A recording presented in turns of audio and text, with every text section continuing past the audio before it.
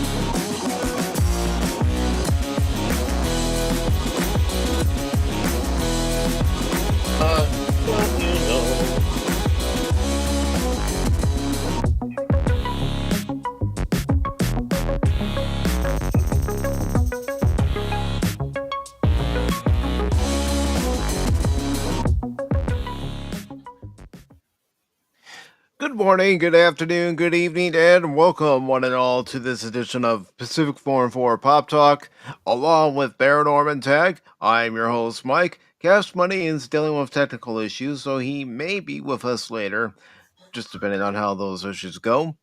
Well, I mean, I tried to help, man. I really tried to help. I mean, I go, is it plugged in? He goes, yeah. I said, do you turn it off and on? Yeah. Do you threaten with a hammer? He goes, yeah. I said, well, that's all I know in IT. I guess I should have spent more than 5 minutes in the class. So, sorry, Cash. I tried. But hopefully he'll be with us at some point during I hope so. tonight's broadcast. And Baron and I, of course, as you can see, we are here and we do have several stories that we were going to talk about this evening. One of them being from Bounding in the Comics by J.B. Augustine, where it says DC Studios Sergeant Rock, starring Colin Farrell and directed by Luca Guadagnino. I can't say that last name to save my life, Baron. I can't. I was looking at it even during the opening, trying to sound it out, pronounce it. It's like, no, Mike, just stop. But anyways, If you could not pronounce the name right, you will lose your life. It'll be death by snoo. Okay, I can't do it. Sorry. But according to this article from J.B. Augustine of Bounty in the Comics, the project has stalled and is likely canceled. We'll get into more details on that. And then we'll take a look at an article from Cosmic Book News, and it's about Doctor Who, and its ratings keep going down for its season 2 with Ncuti Gatwa. What? Shitty Gotcha is not the magic bullet for the show? Neither is Russell T Davies. Yeah. I think I remember warning people about that at one time. Yeah. Then we'll take a look at an article from comicbook.com about Thunderbolts changing its name to the New Avengers. And when I saw this article, I was thinking, was this their plan all along to rebrand it, or is it because of the poor box office performance this past weekend? We'll get into the article and find out what the answers are from Cameron Womanello. Disney. Well, did you hear that Disney is going to be opening a new park in Dubai? No, I didn't. It's a number of years off, but might not happen then. Yeah. And then a follow-up article from this past Sunday comes to us from the same source, Superhero Hype, on why Marvel lowballed Jeremy Renner for season 2 of Hawkeye. And of course, our main story for this evening's show is about President Trump announcing 100% tariffs on foreign movies. So when we get into that article by John F. Trent, we will find out why. Exactly why. Yeah. You know, if they have that thing happen in Dubai, I can see them throwing Donald Duck off the top story of a building because he doesn't wear pants. Yeah. You don't want that, folks. You don't want that disease. There's to be one less quack in the world. But before Followed we by get Huey, Dewey, Louie, and Uncle Scrooge. True. But before we get into any of these articles, Baron, how are you doing? I'm doing absolutely fantastic. I just got off of flat footing on patrol on my channel. So shameless plug, but of course, and then of course I managed to crash my car a few times to get over here. So that's okay though. I had my lights on. So I just told you when I was watching your stream, you need to check your mirrors. I did. My lights You need to were check on. them again. It may be clear when you first check, but you always have to check again. You never know when somebody might be buzzing up the street. The guy had his headphones on and was an a-hole. Okay, I should have ran him in. I mean, that's the one thing I wish. If the person has headphones on and they're in the car, I think that you should be able to zing them because that is the law of the land in many states, if not all. I mean, I know where I live. You can't have headphones on when you're driving.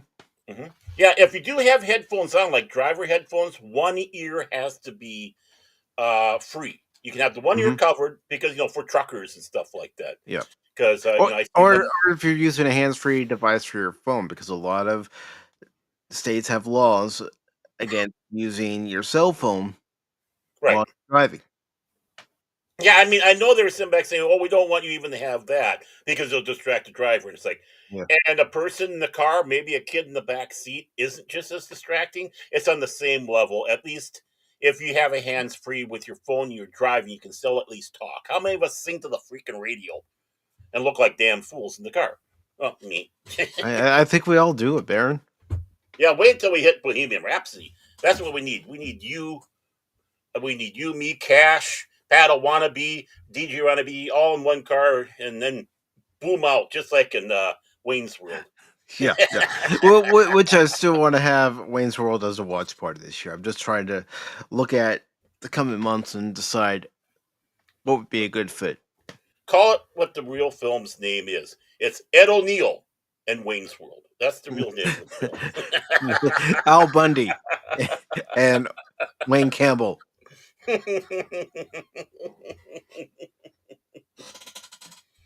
It's like when the Green Hornet went to Hong Kong and they call it the Kato Show. I mean, you can understand why, though, with Bruce Lee. Yeah, exactly. And also, I want to say hello to the Pat Wannabe who says, "Where is everyone? I was having a pre-show meeting with Baron." Yeah, I was being dressed down because of my crash.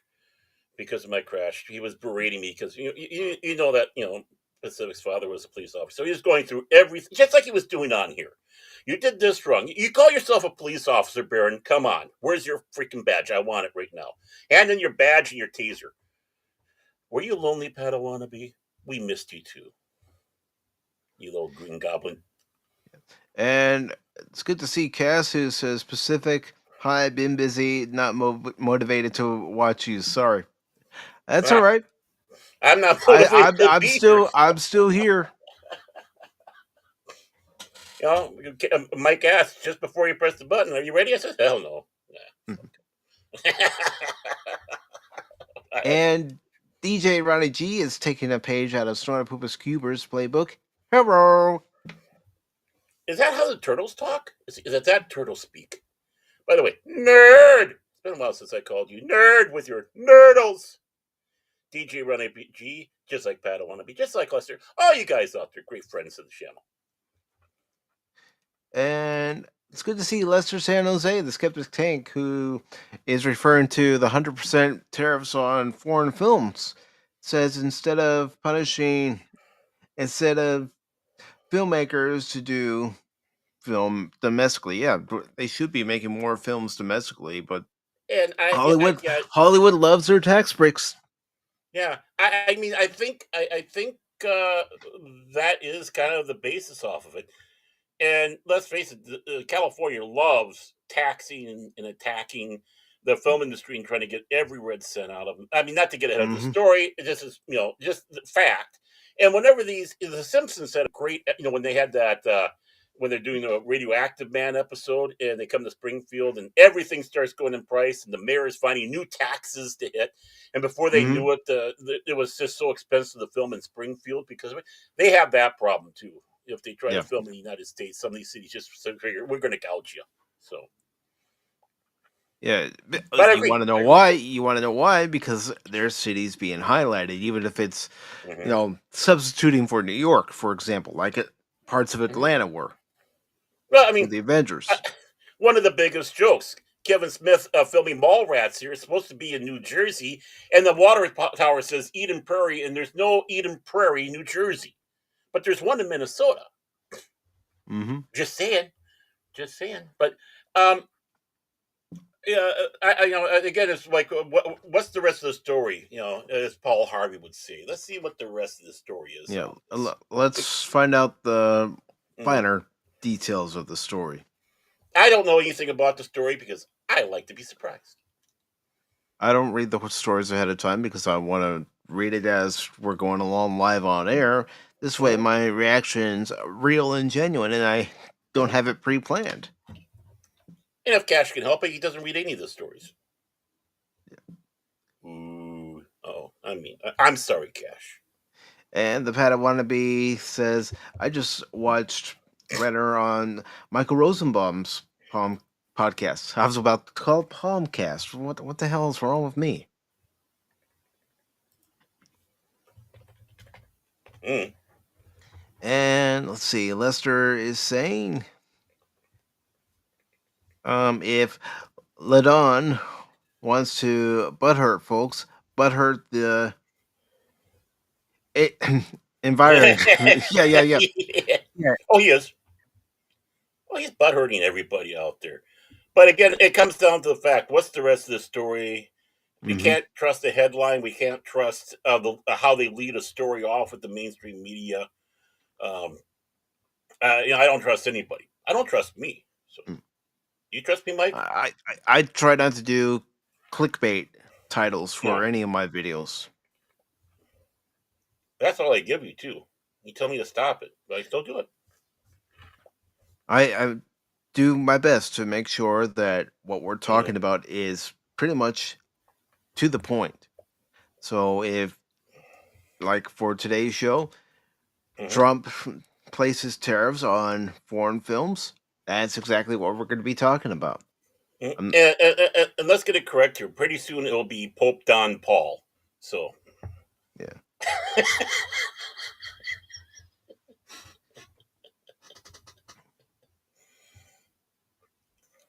And Patawannabe says new cars are so soundproof now, people don't hear sirens right next to them, or mhm. they're ignoring it and being d bags. Oh, you're Sometimes absolutely right. they're just ignoring it. Hmm. They've got their head up in the clouds. It's Hmm. off somewhere as they're driving, and they're oblivious to any sirens that are around them. Well, I mean, watching On Patrol Live, the person goes, we had our lights on and we blared our siren at you, and you still Hmm. kept on going for $7. I didn't know that was for me. Well, what do you do when you have someone with their lights on and sirens on? You don't keep driving. You pull over to the side. That's the law. Hmm. And that follow through and more thing too. Also, Pat, I want to be. Many communities out there have told the police to lower the volume of the sirens because it disturbs people too much. And it's like that's the also side. So with the soundproofing and the lowering, and many communities lowering the sound of the sirens, it's like, come on, folks. There's a reason why you have an emergency siren. It's like doing the same thing with tornado sirens. Can you please turn those down a little bit? They disturb us. Why didn't we know about the tornado coming through? I didn't hear the siren. And Lester is saying cutting costs for production will piss off too many people here. That's true. For people that depend on the movie industry to make a living, it will hurt their bottom line. Well, I think it's safe to say in the film industry there is a lot of freaking waste.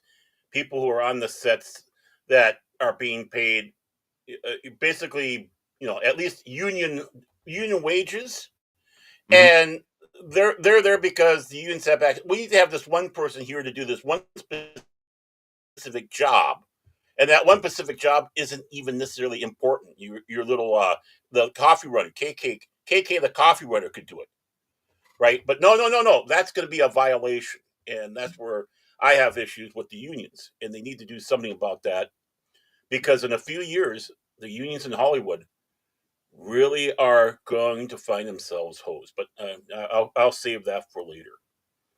But you know who? If you did cut production costs, you know who will The unions. thrive. No, but if you cut the production costs, you know who will thrive?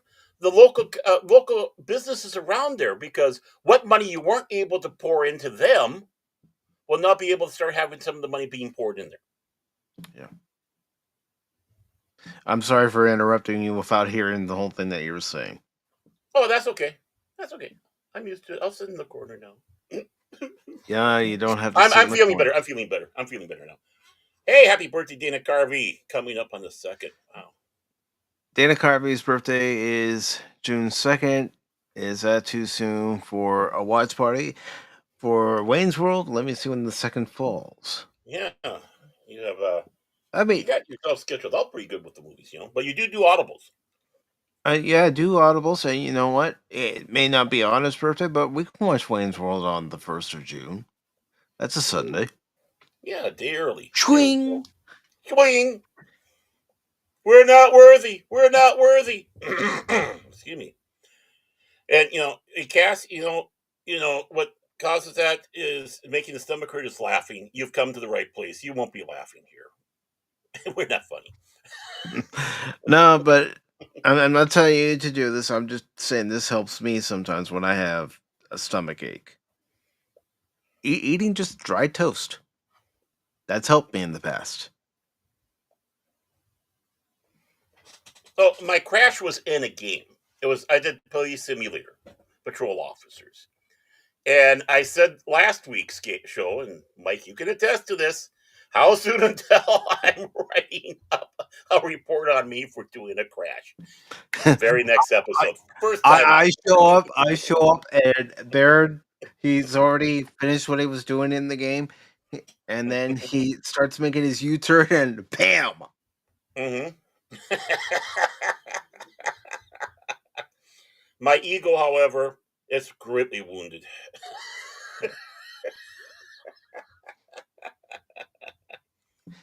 And I do want to say hello to Old Gamer 72 Cutlass. Good to see you.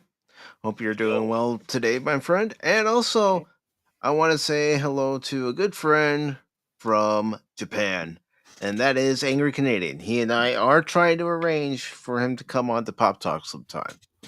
It's the air. We got to work out schedules. Yeah, it's the air flight. The ticket. It's going to cost a lot to get him into the studio. And why are you so angry? Japan's such a nice place. You shouldn't be angry in Japan, man.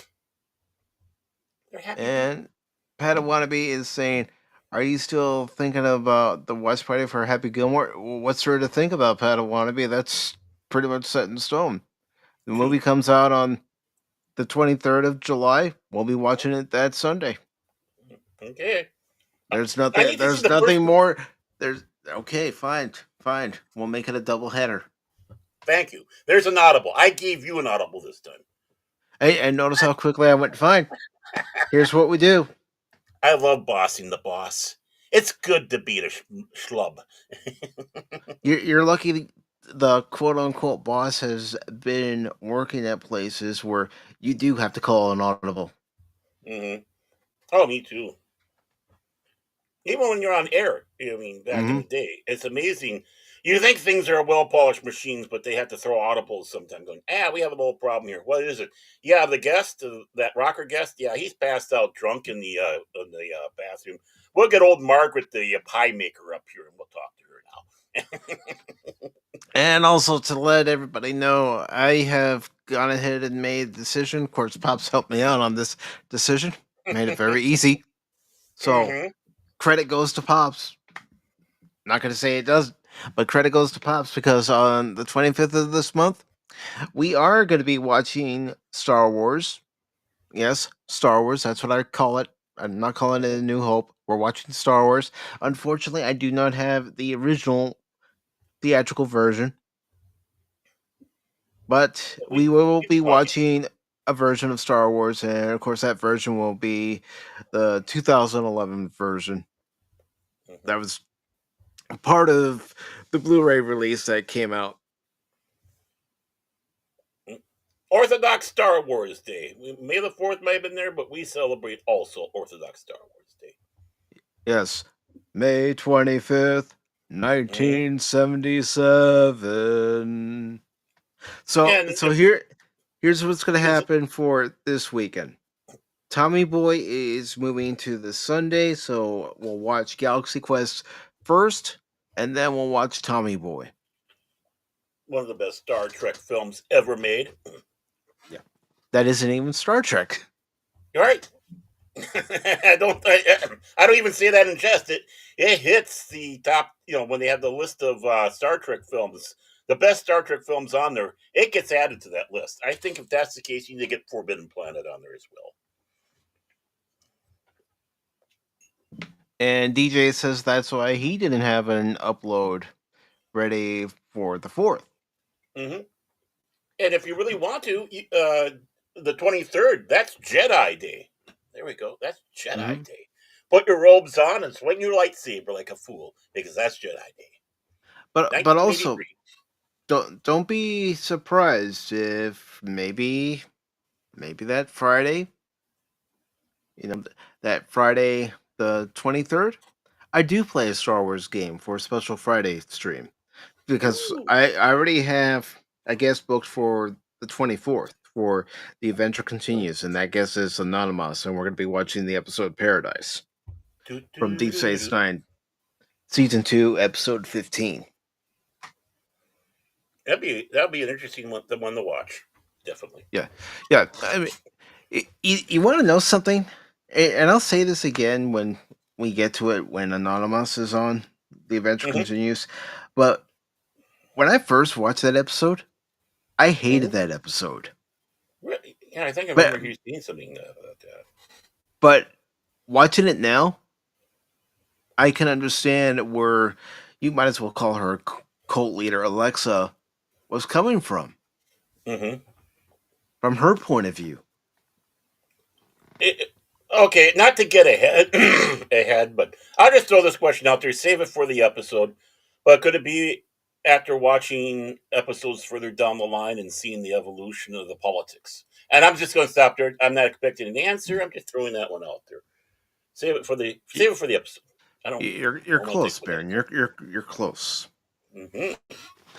But I know everybody's waiting for our first article in the evening, and I will bring up our first article in the evening here shortly.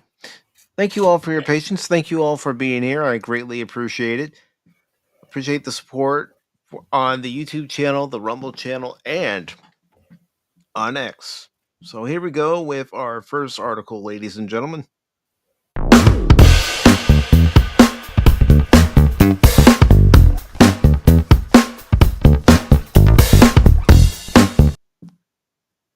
All right. Is the fastest we got into it for a long time. 24 minutes. Well, I mean, the last few times you and I have been going on about different topics, and we've gotten caught up in those particular topics, and we just keep going. We just can't help ourselves sometimes. It's part of being a fan. All right, so this article on Bounding into Comics by J.B. Augustine was posted on May 3rd. It says DC Studios Sergeant Rock, starring Colin Farrell, and directed by, I'm just going to say Luca because I can't pronounce the last name to save my life, has stalled and is likely canceled. So it says another project has bitten the dust at DC Studios. Sergeant Rock, a World War II era action adventure starring Colin Farrell as the titular leader of Easy Company, has been shelved and might not move forward, at least not anytime soon. There is some dispute about the project's status. According to a source that spoke to The Hollywood Reporter, they claim that DC is stepping back to reassess things and could reschedule filming for next year around the summertime. However, another source said the opposite, that director Luca was too untested in the action genre. Mm-hmm. Sergeant Rock is a mid-budget movie with a price tag of approximately $70 million, and as such is not outside Luca's asking range. Still, higher ups, as in James Gunn and Peter Safran, lost confidence in him anyway. Either way, no reason for the cancellation was given. Or you could almost say a reason was given, because they Mm-hmm. don't think he's experienced enough to direct such a film in the way they want him to direct it. Which means the studio said, we want this guy to do it, and Gunn and Safran didn't like it. Mm-hmm. It says casting was underway with Farrell slotted in the lead role and two others lined up.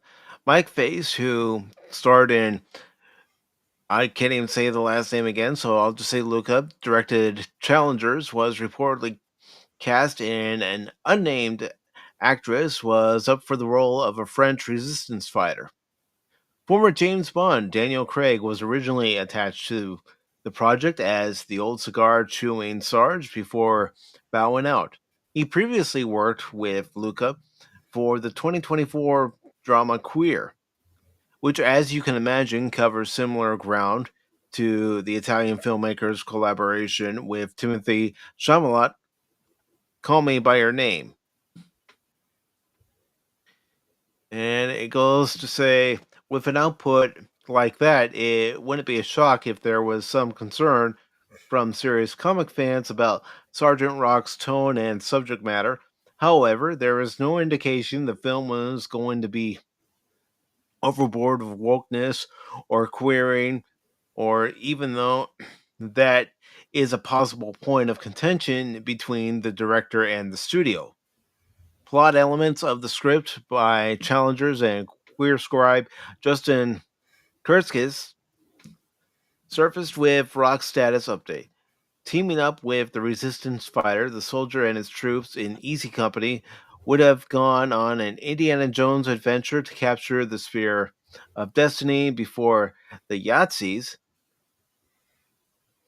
And it says Sergeant Rock is reminiscent of a dozen other abandoned comic book movies like Gambit with Channing Tatum that weren't very original in concept but had a built-in audience that was dismayed when the script got stuck in a turnaround, before ultimately being canceled.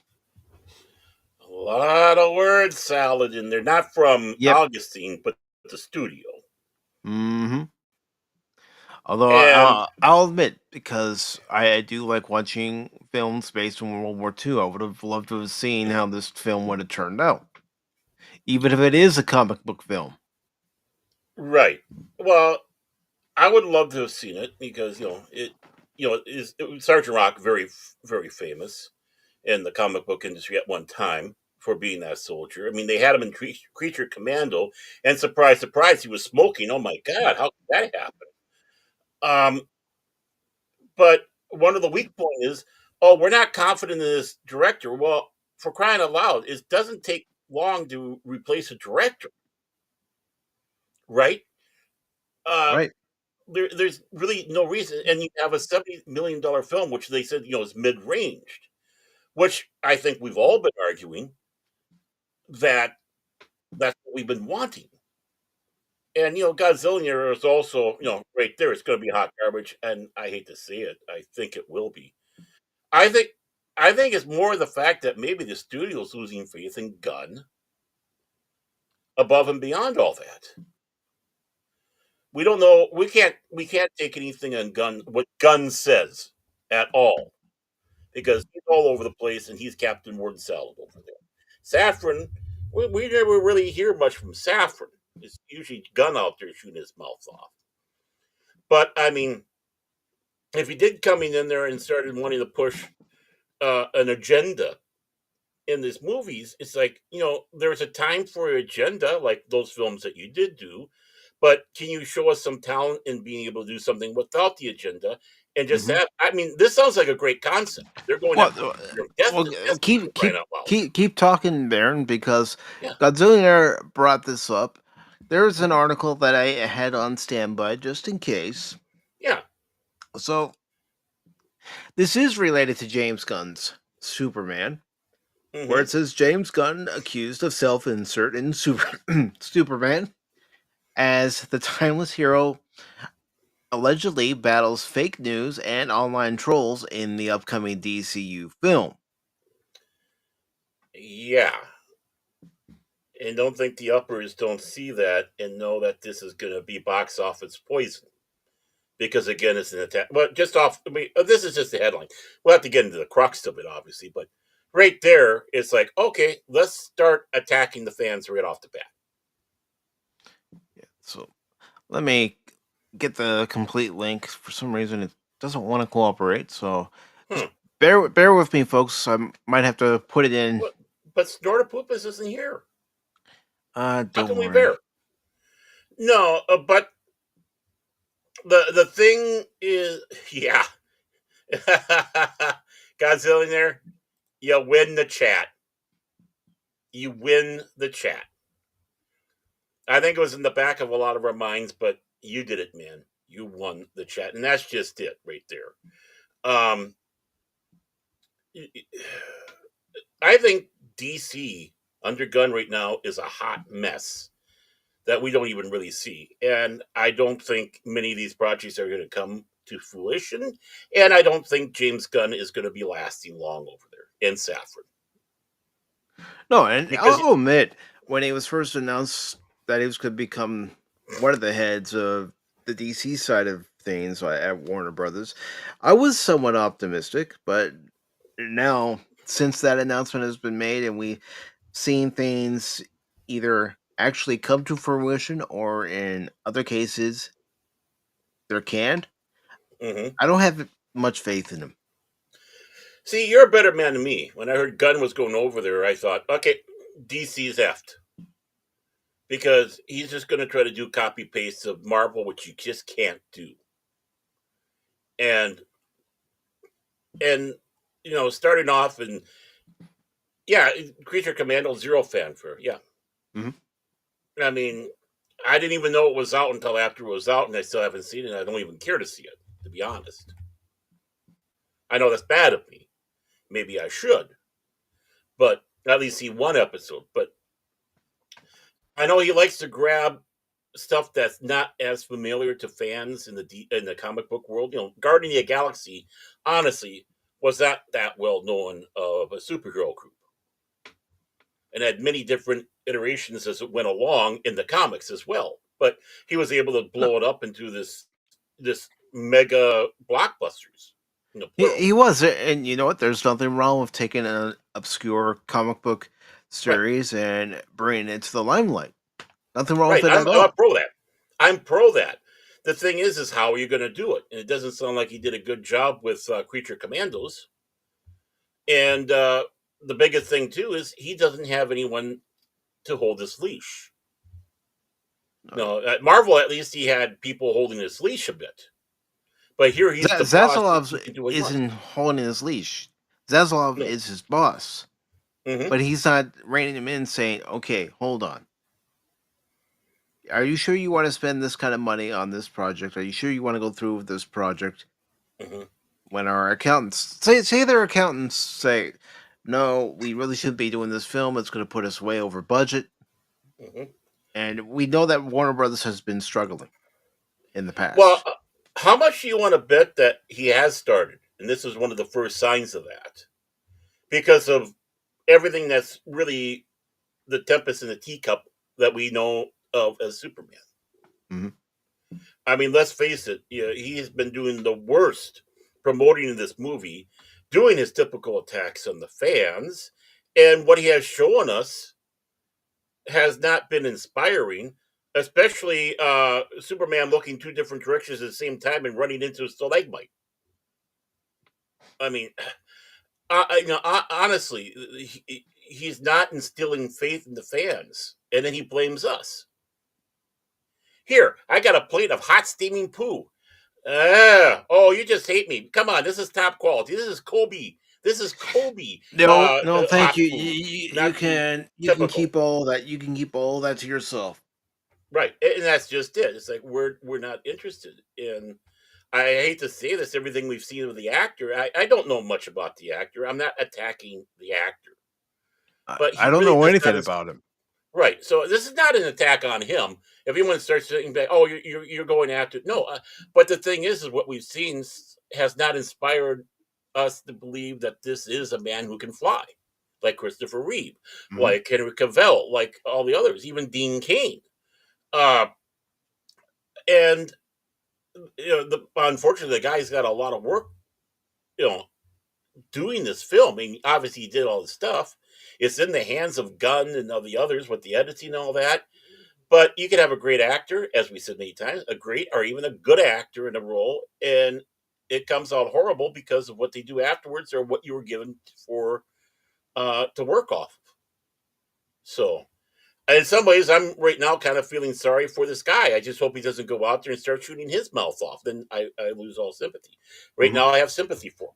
This is supposed to be something that is going to help. Supposed to help him shoot to stardom, like Christopher Reeve Yeah, I was gonna say and Henry the Cavill. '78 Superman film really helped out Mm. Christopher Reeve, and Yeah, you want to see the same for this young man. But yeah. Right. It's like God, Christopher who before that, yeah, now it's this guy. I have it Gunslinger all on thing. is right too. WB could end up selling the DC brand if this movie tanks. I think you're right on it. That's why these projects are being pulled back too. You can't be going in and trying to sell this brand with all these projects either on board or starting and having the Batgirl situation, like you were saying earlier. I want to see it for the laughs and same I kind mean, of thing here. I still want to see it. Is it as bad as they were saying it was? Right. But I mean, a film almost think done about it. with that Think about budget. it, Marin. That film was almost done, Yeah. like you just said. But we could watch that film, and that film could develop a cult following because it's either terrible, so bad Hmm. it's good, or maybe it's better than the studio executives thought it would be. I think it would be Right. more of the former instead of the latter, but Right. Put it on Max. Put it on Max. You'll fill up about 2 hours of space on there, and who knows who'll be wanting to watch it just for the curiosity. This is the perfect time to release it. Get it mhm. finished, throw it on there, and you're going to get people like me, like you. I'm sure, like Cash and many of the others that we have out here that go, okay, I want to see this just to see what it is. Yeah. Is it really So that bad? getting into this article from what's it, JB? Yeah, JB Yeah, Augustine. Augustine again. Mhm. It says, following the news, the Man of Steel struggles against mutant monkey Twitter bots from another dimension. It's being said that Superman will do battle with the fake news in his next movie. This has people wondering if it's director and writer James Gunn is projecting too much of himself into a story that's supposed to focus on an all-American golden age character. Well, isn't that what most Hollywood writers, producers, directors, studio heads do anymore? Yeah, it's about me, me, me, me, me. Mhm. And I mean, and he's never been that way, has he? Never. No. According to Film Threats, Chris Gore, when he appeared on a live stream with neurotic Gary Beekler, A fake news campaign will be used by Lex Luthor against Superman to turn the public opinion of him negative. Gore, who confirmed through an inside source that attended a test screening for Super. yeah, I know you all know why I'm laughing because the I know. hashtag super shit. I'm going to Hmm. say it, super shit. Yeah, just go for it.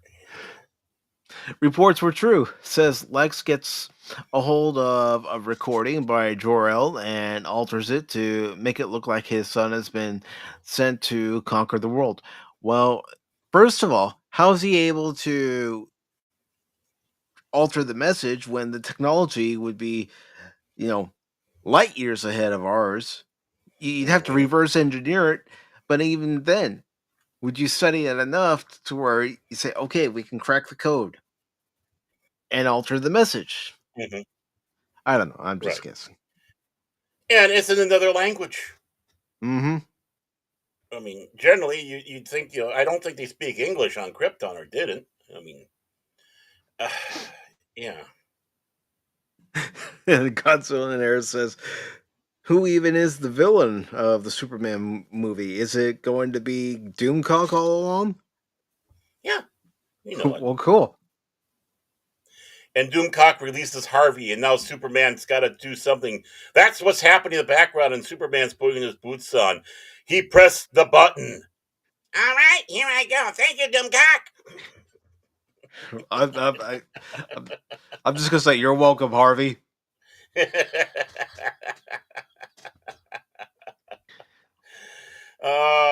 And you see, this is the bad thing. People have been seeing test screenings already, like Chris Yeah. Gore, who, if is the worst person for James Gunn to have do a test screening, is Chris Well, Gore. they had even released a preview of the movie on YouTube, and I was watching it, going, "There's no way anyone's gonna want to see this film." Hmm. I mean, yes, of course, there's always going to be somebody who's going to say, "I'll go see it." Hmm. Oh yeah, they're gonna go out there and see it. It's gonna make money, but how much is it gonna be like the other superhero films we've been seeing Hmm. coming out lately? And how much is it being? How much is the budget for this? I mean, I don't know. I really don't. But I know it's no 70 million, which No. maybe that's what it should have been. It says, to be fair, if the scoop is indeed accurate, it's nothing we haven't seen before. Similar themes were explored on Smallville and in the DCEU, where Hmm. Superman came to blows with Batman over a 1% chance becoming an absolute certainty. Hmm. He also was prophesized as going to be the dark side and Darkseid in Zack Snyder's Justice League. Hmm. And yeah, I mean that has been hit upon in the comic books. I think even going back to the 80s when they Mhm. did the reboot. I mean, the big thing is the first meeting between Batman and Superman in the reboot. Johnny Byrne doing being part of that. Uh, it was Batman scoping out Superman, seeing uh, what his intentions are, and Superman's going after Batman because he's a vigilante. And when they first meet, he goes, you go ahead, scan me. You'll notice that if you try to touch me, I have a trigger on me that anybody that's from your planet, because obviously density stuff like that's going to be different, but matches on that. If you touch me, there's going to be one innocent person in Gotham who's going to explode, which of course Superman is just aghast at. And they go through the adventure. Soups figures out Batman's not this bad guy. Bats figures out that Superman's not this megalomaniac, but he still has that one problem. He goes, but you're still willing to have an innocent person blow up. And Batman goes, yes, me. I'm the innocent person. If you would have touched me, I would have exploded because I'm innocent. Mhm. Brilliant. Brilliant. But it's set in Because stone. And then that's how after that, Bruce Wayne Batman operates. He's not going to exactly. sacrifice an unknown person in Gotham. He'll sacrifice himself. Hmm. Yeah, you know Batman's not lying when he says that to him. It's not a bluff. Soups knows it's not a bluff. But after that, they had their coming to Jesus moment on that, and of course, they become allies until, if you want to go into Dark Knight Returns, but that's a whole different story. Which is why I still have problems with Batman versus Superman greatly. But see, that's how you do it. That's being creative. That's going that one extra step. Is this man really who he's supposed to be, or are we in trouble? And if Superman would have done that, Batman would have known, yeah, this guy is not who he says he is. And he had contingencies afterwards for that. He always has contingencies for anybody who's part of the Justice League or whatever. If they go rogue, he has a way to take them all out, whether it's Wonder Woman, Green Arrow, Green Lantern, it doesn't matter, including suits. Bruce Wayne, Batman, the moment he hears news about Superman, he's going to want to find out as much information that's available about Superman. So again, like you said, he can develop contingency plans. Right. There was an episode of the Justice League show where Batman had a contingency plan for all the members of the Justice League, including himself. Right. Yeah, he didn't leave himself out, and that even goes with the comic books as well. And the thing is this is a situation unlike a lot of people do with their movies where everyone's knee-jerk, which, of course, Batman versus Superman, let's face it, that's just knee-jerk, having this big, huge, giant battle like that between two people who don't even know each other yet. It's like, and you're going to level Metropolis because of it. And this is a case where Batman's not going knee-jerk, but he needs to know the answer. Superman's not going knee-jerk. He needs to know the answer. This is thinking. This is thinking people's comics. This is thinking people's superhero stories, which I will argue we don't have anymore. We used to have comics that made the reader think. We used to have TV shows that made the reader think. I mean, the original Superman, boom, made people think. Batman, 89, a same thing right there. It was, Batman wasn't knee-jerk. The Joker was the Joker. Batman had to think himself out of the situation. You didn't have all of Gotham being destroyed, except for whatever little things that the Joker decided to do to cause his mayhem. But it wasn't necessarily Batman the cause of it. Where now you have the superheroes basically doing, every Avengers film. It's another 9/11 film. How many people got killed in that tower that went down? Do people even think about that when they see this? No. I do. And that's why I don't like them. Understandable. Now, if it's an alien army coming in and that's doing the job, that's causing all the destruction, that's something different. But when it's your own superheroes causing the same damage, yeah. I mean, there's always going to be collateral damage, but not to that level. No. And the article says, second, a fake news plot device doesn't sound as bad or cheesy as monkeys trolling social media. There is that, and the fact that the monkey jokes only appear briefly for about 30 seconds, Score says. Still, we concede Gunn might be overplaying his hand a bit too vividly here. To begin with, one thing Gunn is known for, and something his fans would argue he does best, is crude and self-aware humor. But increasingly, his humor has gotten so self-aware that it becomes personal. I mean, I'll be honest. I saw Guardians of the Galaxy Volume 3. Overall, I don't think the movie's all that good. The best part is Rocket's story. Right. The rest of the movie doesn't seem to gel. Now, the fact that Lex Luthor would be trying to do something like this is understandable. This would be a thinking man's villain in this type of situation. But can we trust James Gunn to deliver that? I don't know that we can. Lex Luthor is basically an enigma wrapped in a mystery in many of his ways. He's a mad scientist. I mean, I want to go back to the original. Let's bring him back to being a mad scientist, because that's what he was. And before they changed him in the 80s, where he's now this multi-corporate bigwig. Who says he can't have both, mind you? But this would be brilliant if they could execute it.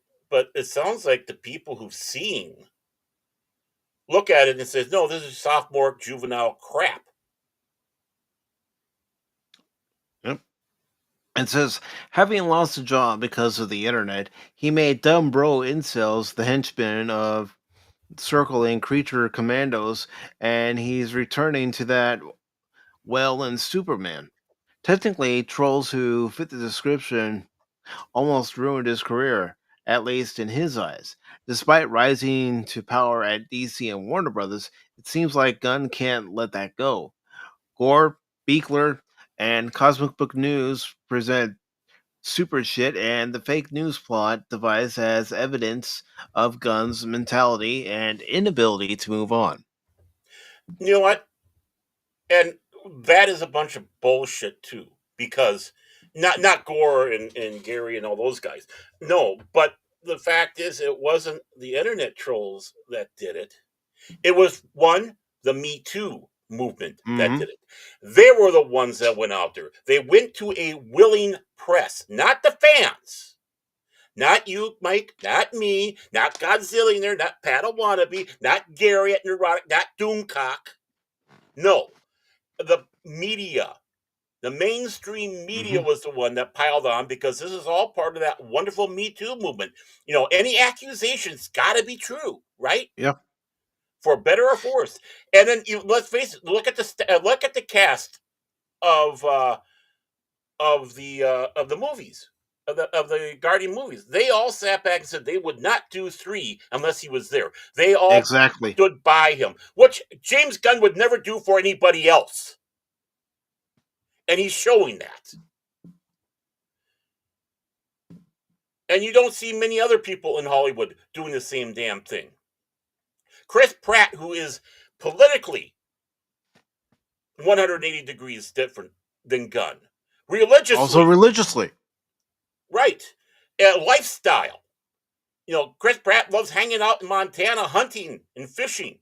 He's a Minnesota boy from Virginia, for crying out loud. Of course he would. Meanwhile, James Gunn is too busy running around with the overcoat, flashing people, going, "Hey, look at what I'm going to deliver." Well, it says here in the article, beyond that and what could be attributed to his newfound power at the studio level, and has been by the pundits mentioned, Gunn is taking the spotlight from the character he's shepherding. At every turn, we're reminded Superman is a James Gunn film, and it has taken him years to get to this point. Warner has been chasing after Gunn to make a Superman movie for so many years. Their request dates before the pandemic and the Biden presidency.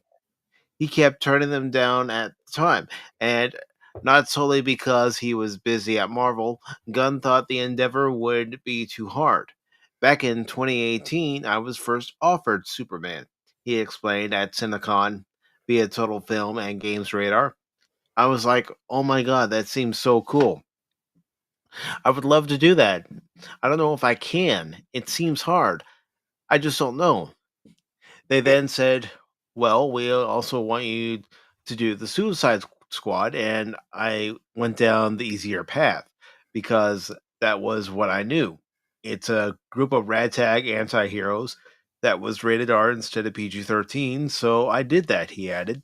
Yeah, and the movie Here, was okay. It was a movie where I said when I did my video, I had to shut my brain off in order to and, enjoy. and there, that's your problem right there. He's got the R-rated mentality. No Superman film, no Batman film, no Green Lantern film, no Wonder Woman film should be anything over PG-13. None of them. You can do that with Blade. Blade's a different creature. You can do that Hmm. outside of the DC universe. You can do that with Dredd. You can do that with, heck, if you wanted to do a Peacemaker movie, you could do it with Peacemaker, right? Right. It's like, which character is it? Certain characters have to be in this lane and use the whole lane, right? Just don't go over the curb, but just don't ride the center line. But Gunn doesn't have that mentality. If he could make an R-rated Superman, I'm sure it even molded over, he would have. hmm And good evening to the Superwoman, the Super Wrench, Lady Mist. Lady Dragon, Lady Mist, I bow to your presence. Please allow me to be your humble servant and don't eat me. And more importantly, don't cook me up first, then eat me either. I don't have my asbestos suit. And Old Gamer said in Marvin the Martian's voice, "It's all shit." It's all shit. Where's my Illudium Q36 explosive space modulator? It's time that I perform a probe on James Gunn. I'm so very, very angry. This film will make the Brandon Routh film Return of Superman so much better. I didn't think that movie was that bad, to be honest. I didn't think it was that good. I didn't think it was that bad either. I think Brandon Routh kind of got a raw deal on that one too. I mean, but yeah, I mean, again, stuff like this makes us start reassessing the ones that we thought weren't that good. You know, Mm-hmm. I guess it wasn't that bad after all. Yep. Get back to the article. It says, still Gunn molded over the years. I'd think, how was I going to do Superman if I ever had the chance to do it? How can you take a character like this, who is perceived as old-fashioned by many? That's part of his charm, part of his quality. Right. He's a Boy Scout. Mm-hmm. There have been so many different permutations of the character throughout the years. So how could you do it for a modern audience? Shut up!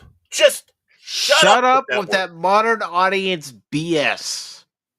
You know what modern audiences want? We want a freaking Boy Scout. That's what we want. We want somebody to look up to. We want someone to go, man, I'm glad I got you on my side. You're an inspiration to us all. I might not be able to fly. You can. But man, love you, man. That's what we want. That's what modern audiences want. We want the feel-good hero story where the hero rises up and defeats the villain. I mean, here's the argument. Wouldn't you say that Guardians of the Galaxy was just that too? It was a feel-good. You really liked Star-Lord. You really liked everybody in there. You loved Rocket Raccoon. It was old-fashioned in that sense of the word. This was what comic books were. You didn't need to make it for a modern audience because that's what the modern audience want. And then James Gunn, you're so freaking stupid and full of yourself. You see this garbage. That's why Guardians of the Galaxy did so well. Mm-hmm. Yeah, because we all, like you said, we all like Peter Quill. We all like Gamora. We all like Drax. Of course, Rocket. And I am Groot. And then Rocket translates. Right. And, you know, the thing is be honest with you, before I saw that film, right? And coming up, it's like, okay, this looks interesting.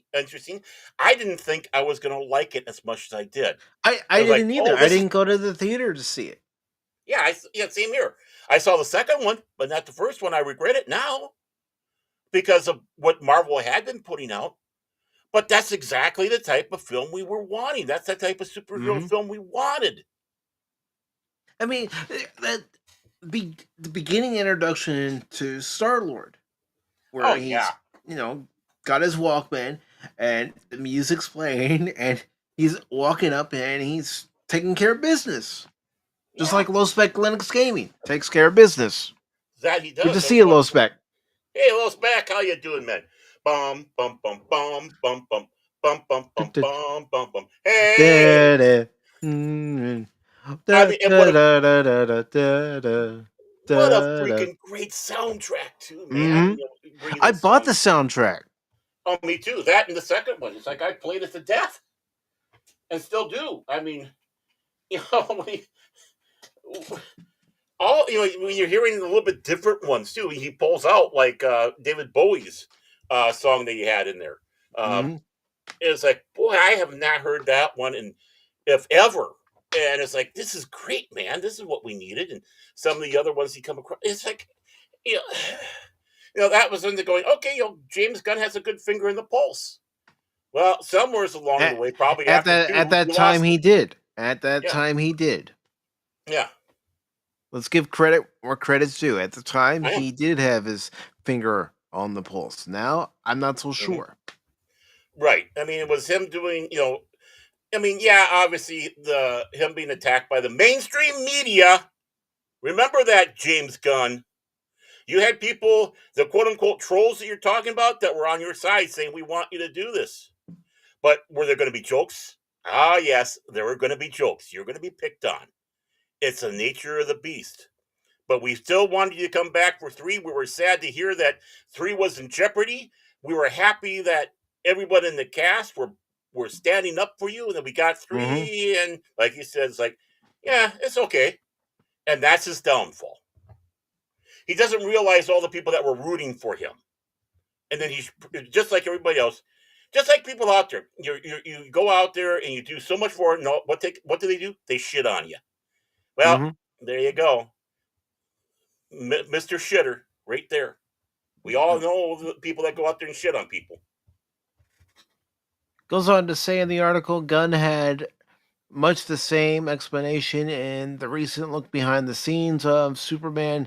His partner at DC Studios, Peter Safran, explains in the same short that Gunn took the job when he finally had an in without getting too specific. Yeah, because he's the studio head for DC Studios. Now he Hmm. feels he can make whatever kind of movie he wants because he's in that top position. Right. And Godzilla, you're absolutely right. The soundtrack should never have gone out of the 70s and the 80s Nope. because that set the tone for everything. You know, that soundtrack with those songs introduced those songs to a whole Oh, new generation it who did. never heard those songs and didn't realize before then how good music was back then. Yeah. Blue Swede, Redbone. Yeah, it was Hmm. Redbone. Uh, uh, Redbone, which is an American Indian rock band, for crying out loud. Hmm. They were great, man. It's like great. It gives them that spotlight again. You know, you want your diversity? There's your freaking diversity. Hmm. That soundtrack was your diversity.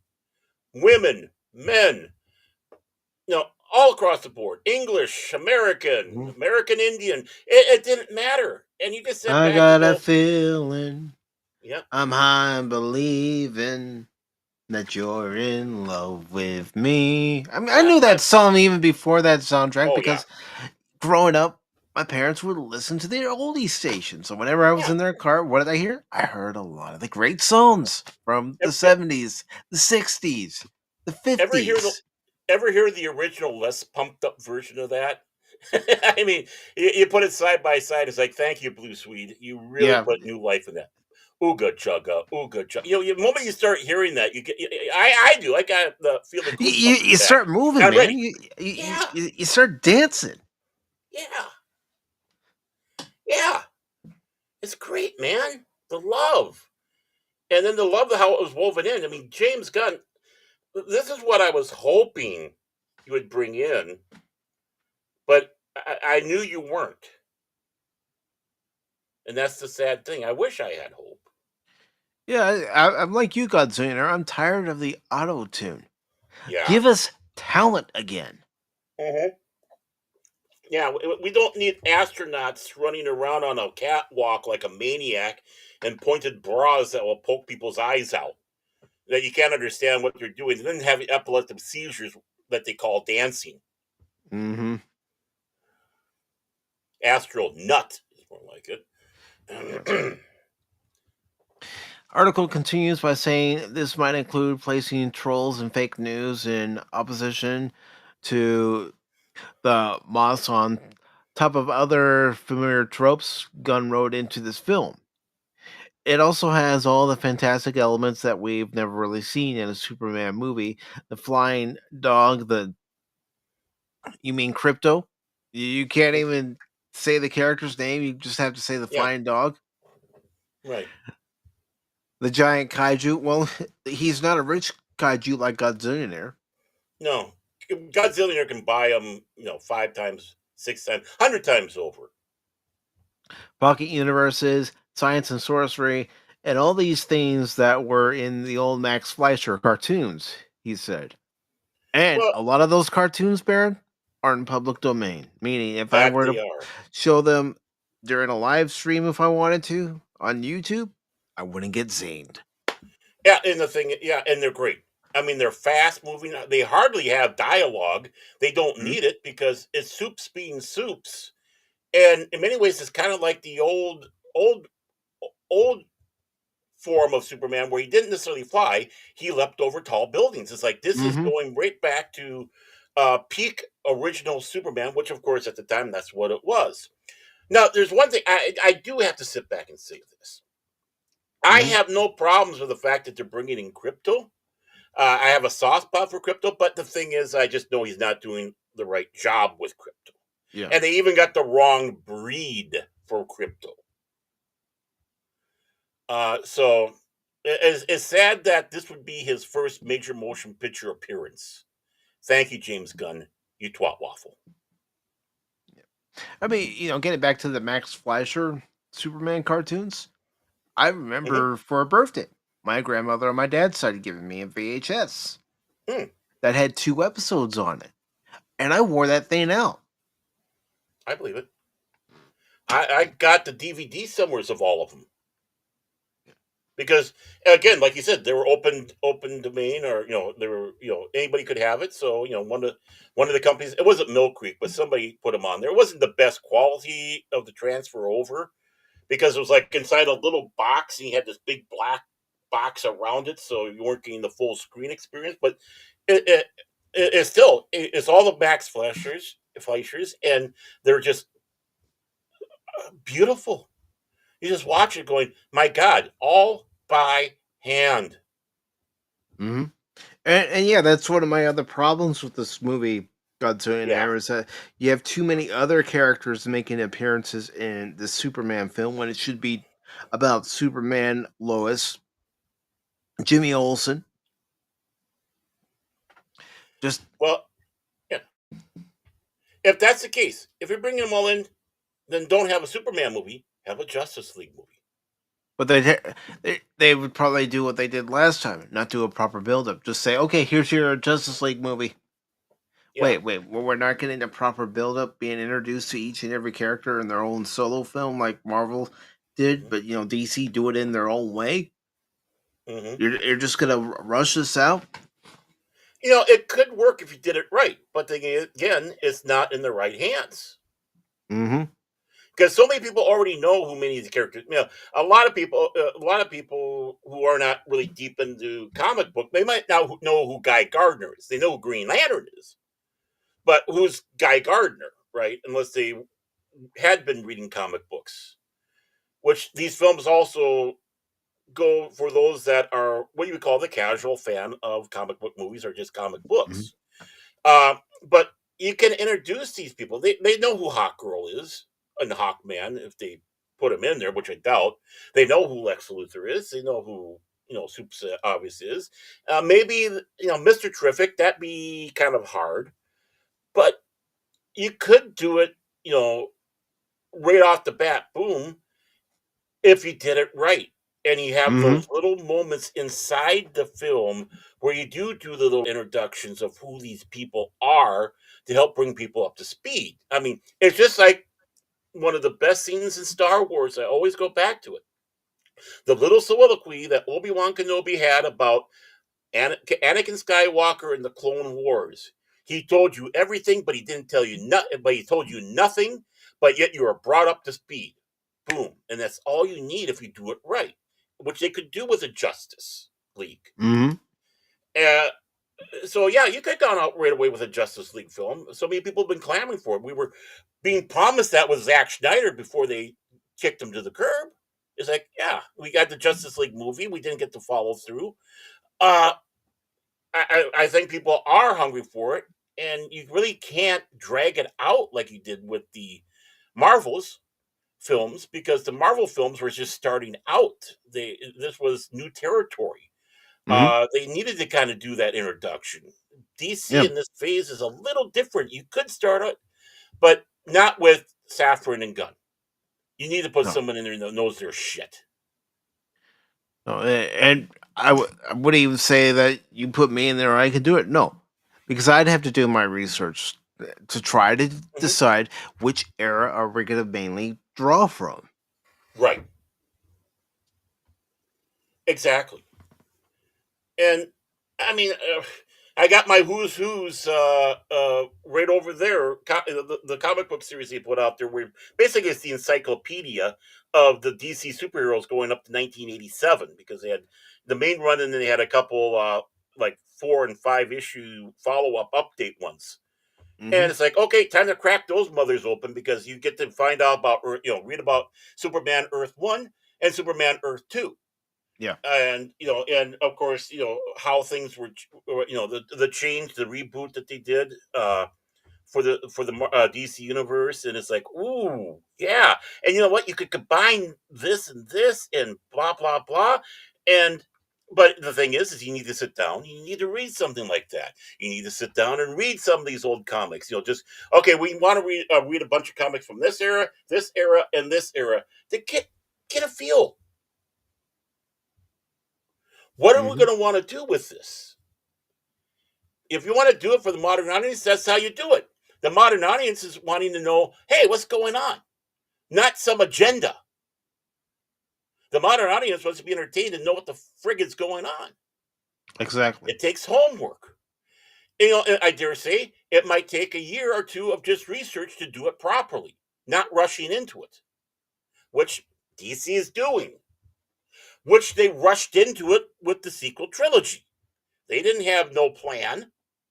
They tossed that in the trash No, bin. as soon as Disney acquired the rights to Lucasfilm and Star Wars and Indiana Jones, they went right into making the next sequel trilogy with Yeah. no roadmap, no proper roadmap, because they didn't think that George Lucas's roadmap that he gave them was good enough.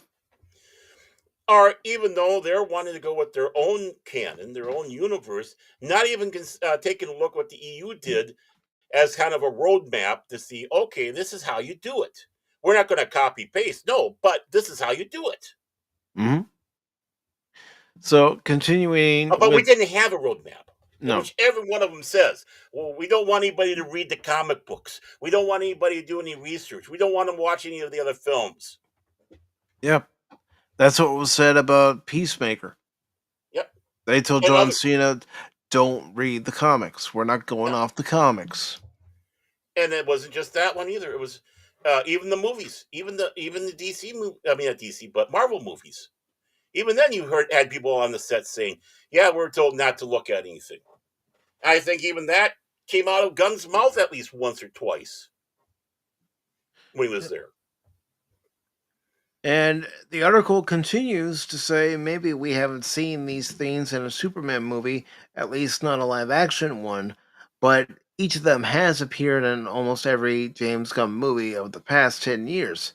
The Guardians trilogy had variations of animals and pets of all kinds. Hmm. The Suicide Squad and Peacemaker had a kaiju. One of them was Starro, and it goes on to say And Scuttle. Sorry, I had to do the that. ragtag group of heroes is also present and accounted for. Guy Gardner, Mr. Terrific, and Hawkgirl form an embryonic league called the Justice Gang. Hmm. Judging by the name, they won't have their act together, but if that moniker doesn't make it clear, Nathan Fillion's summary of his approach to Guy should. Speaking Well, with just go on there, and right there. that's something right there is a big thing. This isn't the Justice League. This is a Justice Gang, and they're going to be going and involving into the League, which is a great way to introduce all these characters, right? So it could be the Justice Gang movie, or just call it Justice, or Superman and the Justice Gang, or something like that. And then as you go, the next one, that's when you can evolve it into the League. I mean, there's good possibility to just reading that, but we also know what the execution is going to be. And Godzilla says them doing homework and digging deep is how we end up with Silver Surfette.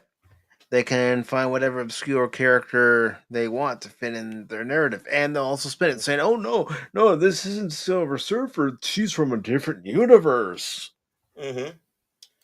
I mean, yeah, that would work if it hadn't been done so freaking often. Mm-hmm. If we didn't have so much of the gender, race, everything swaps along the way. If they didn't have that, then yeah, you know what, that would be an interesting interpretation. But that's not what the modern audiences want. It's a boring same old, same old. We heard it before. It sounds like you Yeah, want we've to do seen it before. politics. Yeah. It's like Black Adam. I thought that was paint by the numbers superhero film with The Rock being The Rock. Yeah. He doesn't need to act anymore. Really. He's just himself. Yeah.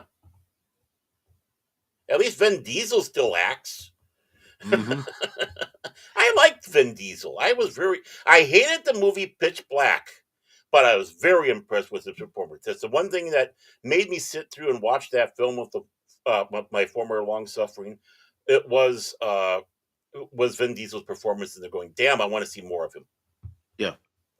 And that's what an actor should do. You may not care for the script and the story that's being told, but if the actor can still hold your attention with what they're doing, then at least someone's doing their job right. Yeah, I mean, I hate it. Even if they had Claudia Black in there, Claudia from Farscape, right? That's her name, Claudia Black. Even having her in there, whom I like, I think very highly of her. But if I have to sit back and say, if it wasn't for Vin Diesel, because I absolutely abhor Pitch Black, I hate it. I really do. I'm watching through there, and it's like these holes are so big that you have in the plot. It doesn't make sense. I cannot escape into that. That's how bad it is. If it wasn't for Vin Diesel, I would have sat back and turned to the former long suffering and say, "Hey, tell you what, I'm going to go to the bathroom and then spend the rest of the time at the candy bar getting my free bucket of popcorns." And sitting there talking to people. It's like, can I have another one? But you're not in the theater. I want another one. Fill it up. Either that, I'm going to ask for my money back for that film. One of the two. I don't blame you, Baron. I don't blame you. And in this article, it says, speaking with TV Guide, Filion described Gardner as a selfish jerk who thinks overconfidence is a superpower. He's a jerk. Yeah. What's important to know is you don't have to be good to be a Green Lantern. Wait a minute. I thought you did have to be good to be a Green Lantern. Yeah, Guy Gardner is a jerk, but he is that anti-hero. He's still going to do the good thing. He's still going, but his methods are questionable, right?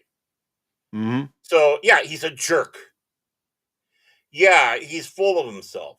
Yeah, he'll push the limit. He'll cross the line. But it's all into doing the right thing. He basically thinks of the other ones as a bunch of pusillanimous fools for not going that extra length. You got the power. We can stop it. Why are you dancing around it? Mm-hmm. And yeah, a little unbalanced because of that, probably. But the thing is, he's still a good guy. Yeah. You just don't like him. Well, I like him. Back in the day when they were really writing him good, I enjoyed watching not watching, but reading Guy Gardner in Justice League International, Justice League, and America, and all the other ones. It's like, oh, okay, what's he going to do now? And the bull haircut. I mean, that always got me. Yeah, that's not a good look for anybody. No, not at all. But again, he said what's important to know is you don't have to be good to be a Green Lantern. You just have to be fearless. So Guy Gardner is fearless, and he is not very good, the actor explained. And he's absolutely wrong. You have to be good to be a good Green Lantern. Mm-hmm. Well, that's Remember, even what I said. Yeah, just what you said. You have to, because look what happened. Wasn't one of the bad guys? Sinestro. Like, Sinestro. right, right. This is what happens when you're not a good guy. You turn into him. Mm-hmm. If that's the case, Guy Gardner should be palling around with him. If he's not good, he should be part of the Yellow Lantern Corps. Right. The Guardians of the Lantern know what they're doing. They're not going to give, obviously they're not going to give it to someone who's. The big thing is Guy Gardner is flawed. You don't have to be perfect. You can be flawed and be not the good thing. And Guy Gardner is flawed, which is why I think a lot of people enjoy him, even if they don't think they do, or they say they don't like him. They really secretly kind of do. It's like, okay, what he's up to this time. It's it's that flawed superhero, that flawed hero. They're still doing the same thing. So if he's not good, he's not a Green Lantern. That's right in the core of the lore. Mm-hmm. Goes on to say he's not nice, which is very freeing as an actor, because you just think to yourself, what is the most selfish, self-serving thing I can do in the moment? And that's the answer. That's what you do in the moment. I think if he has a superpower, it might be his overconfidence, and he thinks he could take on Superman. He can. Filion continued. Well, he's right with that. I mean, when you nothing about what he just said right there says that he's not a good person or a good guy, right? Again, it's hitting every single flaw this character has. Yeah. So how can you miss it, Nathan? Come on, you're supposed to be one of us. You should know that. It's the same kind of flawed protagonist we got in Star-Lord and Peacemaker, who barely resemble how they were written in the pages of Marvel and DC and Charlton, respectively.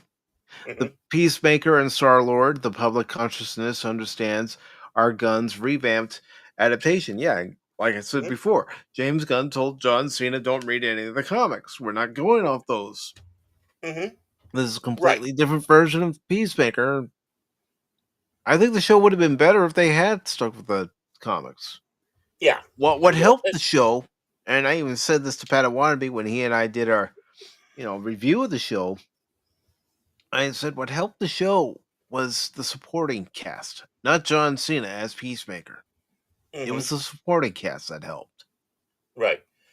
And the big thing is, Star-Lord in Gunn's movie is not the Star-Lord of the different iterations of the comics, right? But the thing is I would not put him in the same category of what you're describing Guy Gardner. And when it comes around the Star-Lord, he's trying to survive. Yeah. Especially after the abusive environment that he was brought up on. Trying to figure out where he is in this galaxy, but he's willing to step up and be a good guy. It doesn't mean he doesn't falter and have flaws and falls down, but he's far more heroic than what they're giving credit for Star-Lord. Again, James Gunn losing it. Yeah, not understanding what these characters are about. What the intentions of these characters are about, the motivations of these characters are about. That's why I wasn't upset about Star-Lord and how they presented Star-Lord. It's like, okay, this is a good one. It's like, where would you be if you were in this situation? And he's still a shining hero. He's kind of in the same category. Well, dare I say it, Han Solo. I mean, basically, that's what James Gunn did. Let's turn Star-Lord into a formal Han Solo. And the Godzilla says, Mo Gardner? Well, I got this for you. Hello. Hello. Hello. Hello. Viva! Oh, it's a toilet.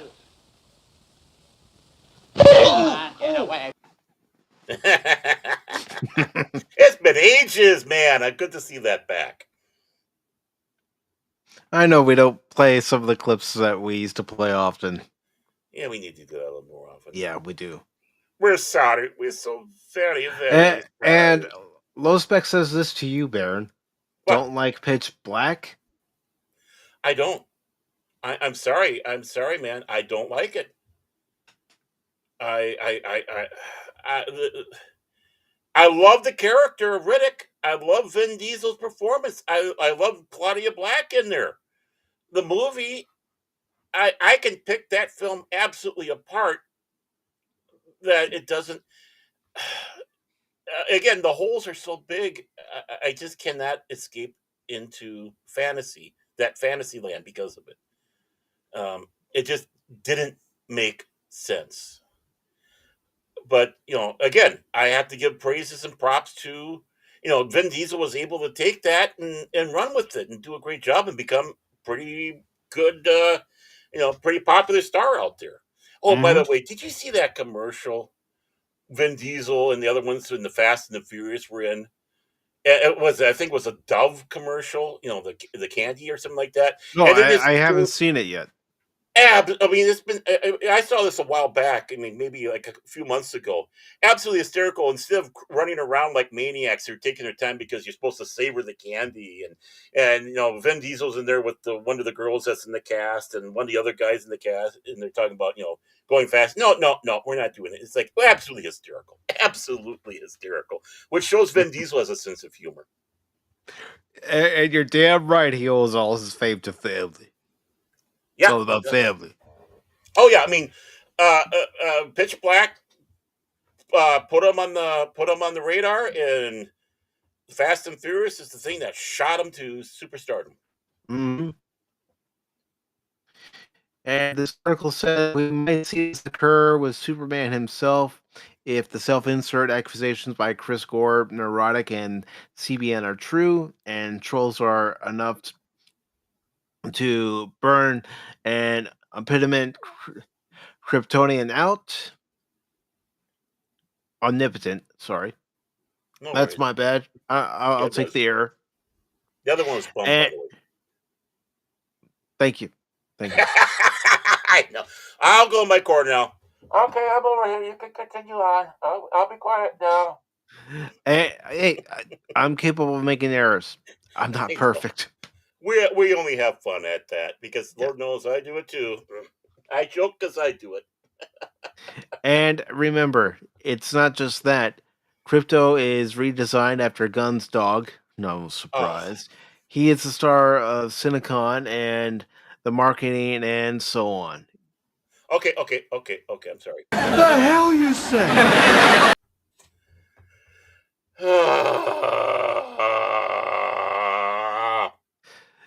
It finishes off the article by saying there's nothing wrong with that when Gunn has a great track record for blockbuster IPs. However, making himself and his journey the focus is a bold, unorthodox strategy when people want to know more about the story and what the cast brings to their iconic roles.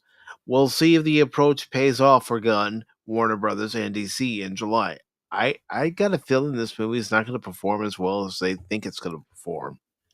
Oh, taking a look at those box office for the other superhero films, I'm going to sit back and go, yeah, it's going to probably be around those.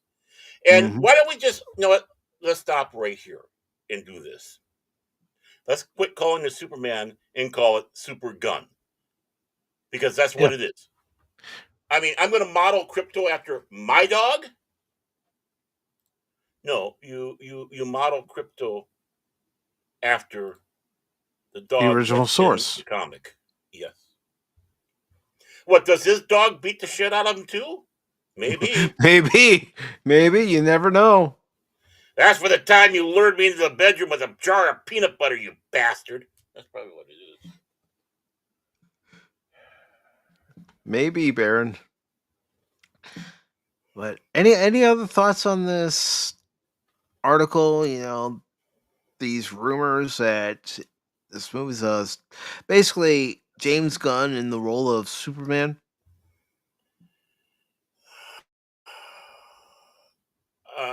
abandon all hope, ye who enter. I'm sorry. I don't mean to be black-pilled here. I know it's a black-pilled statement, but it's just going off of what we've had for the current history of Gunn, his statements, his ego, what we've seen so far with things. It's just, yeah, I honestly think when it comes to like when we had that other story about Sergeant Rock, I think that there is. I think the heads are finally seeing that this is a glorified shite show, and we're going to hold back. And if this thing goes Tankville, because so far your other offerings that you've given us with the Treaty Commando hasn't resonated with anybody, despite everything you're saying. And if they're wanting to sell this off, they can't put irons in the fire, especially if you're putting irons in the fire that is crap or based off of crap. No one's going to buy your IP if they're stuck with that and the money that was involved. This could be the downfall of the quick career of James Gunn being the head of DC. Honestly. And I can honestly sit back and say this, just changed the name. That's right. I said, I ain't giving you no $350, you goddamn Loch Ness monster. Get your own goddamn money. I gave him a Yeah, instead of Loch Ness, it's James Gunn. Yeah. I don't have any hope for this movie. No. I don't. See it. And I'll say why. Because when you look at the original 78 film of Christopher Reeve and Christopher Reeve's portrayal as Clark Kent Superman, he made people believe he was Superman. He gave people hope, like Superman is supposed to give people hope. And even in the Brandon Roth film, he still tried to give people hope. Right. Henry Cavill, he got screwed over. Oh, hell yeah. I mean, Dean Cain, I know people kind of laugh at that, but even Dean Cain. Lois and Clark, The Adventures of Superman, was a highly rated show on ABC when it was on. I watched it every week. Really, I did. And Terry Hatcher, who was a transported chief on Next Generation in season 2. There's a lot of people that actually show up on that show that you start looking at. I think even Delancey was on the show once. But I mean, you start taking a look at the people in there. I mean, let's go even back further. George Reeves, Superman, The Adventures of Superman. Again, he made us believe a man could fly. He was a symbol of hope. He was the one we looked forward to. Yeah, I mean, they did what they could at the time, but I mean, again, if it wasn't for George Reeves, we wouldn't have Christopher Reeve. And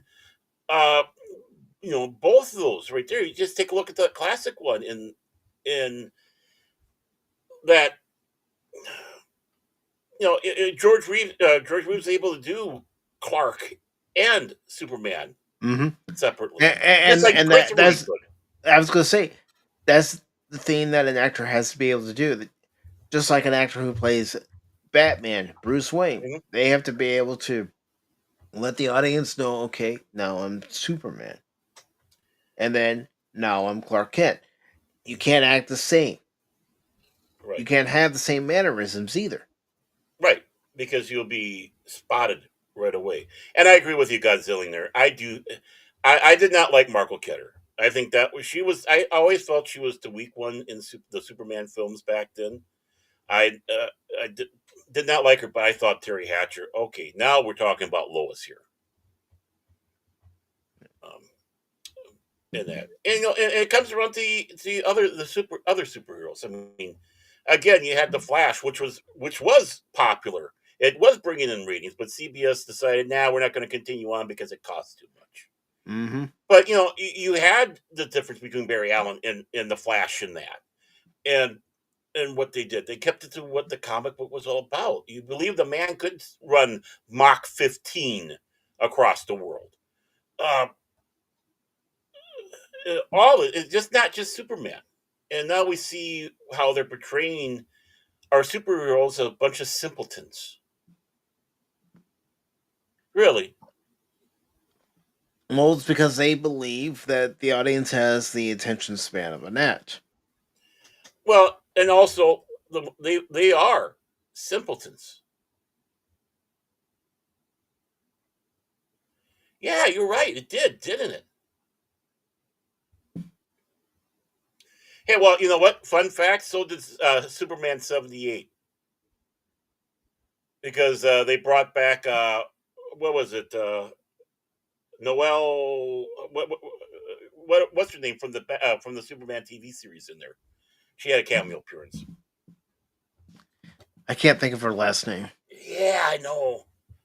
Because they had two Loises back then, and the one Lois was in also the serials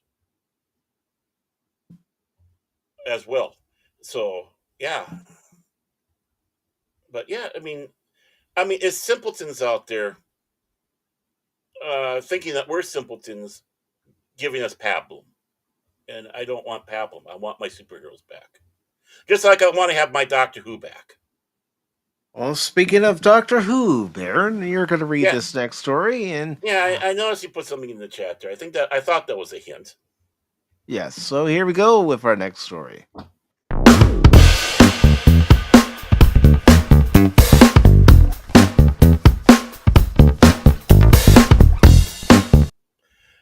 Yeah, I'm sharpening my knives now as I go into this story. Cry, shitty gotcha. Cry. That's all I gotta say. So this is from Cosmic Book News. The headline, Doctor Who ratings crash again to all-time low in viewership. This is from Matt McGloin, and it's datelined May 4th. Aha, perfect day to have a story like this. Let's bury it with all the Star Wars stuff. So, ooh, wow. Whoa. I'm making sure the audience at home can read along. Well, yeah, plus they should see that tear coming down his eye. I haven't watched any of the shit that they have, but just seeing what they're talking about and what they're showing, the show's shit. But okay, let's go back. I've only seen that one clip of the regeneration where Ncuti Gatwa comes out of the you-know-where of David Tennant. Well, yeah, they had this one, I think it was Lux, is the new one or whatever, and now they're having animated figures, and they're saying the Doctor's figuring out that he's actually not a real person, but in a story. I don't know. It's just like, what? I am absolutely convinced Russell T Davies is wanting to destroy the series. That is his intention. And he's taking Shitty Katya with him. Yeah, well, Chris Chibnall started it, and Stephen Moffat also started. Let's not forget that. Well, I argue even Russell T Davies in the beginning started it. It just wasn't as bad then. But I'll get to the story here. Yeah. With the release of episode 4 of Doctor Who, once again achieves a new ratings low. Saturday's episode, Lucky Day, was watched by only excuse me. Okay, 1.5 million with an M viewers, according to the UK overnight rating system, a new low in the show's 60-plus year history. I am going to, of course, bring back history. Sylvester McCoy's era of Doctor Who achieved the lowest ratings the original series had, and they put it on hiatus. It was never canceled. And he was hitting upper 4s. And they didn't think that was good. And let's face it, the budget wasn't as big as this. Mm-hmm. Nowhere near as big as this. Right. If you only gain 1.5 million viewers, you have not made any money back at all for what the budget they want to dump into this shite show. And this is also including Disney Plus doing whatever they can to pad the show. But this is in England. This is a legacy. Mm-hmm. A 60-year So, plus legacy. mm-hmm. So previously, from April 22nd, Doctor Who continues to break records for the worst ratings in its 60-year history, as the second episode of season 2, which aired Saturday, set another all-time low. After the premiere's 2 million. Okay, important words here. The premiere. The premiere episode of Doctor Who should always be bringing people in, even if it's a stinker episode. Right? You want to see what Right. the hell's going on, right? So there was a premiere of 2 million viewers for the premiere. You're spending time getting people excited to come back to the new season of Doctor Who, and you can only get 2 million viewers. So let's just argue. Probably you got 2 million. So that's basically one person per going up that way. It's like, okay, 2 million viewers, $2 million. Okay, that's about right. Viewers beat the previous record low from season 1. Episode 2 dropped further, drawing in 1.58 million viewers, according to UK overnight numbers, a new series low. Hold my beer.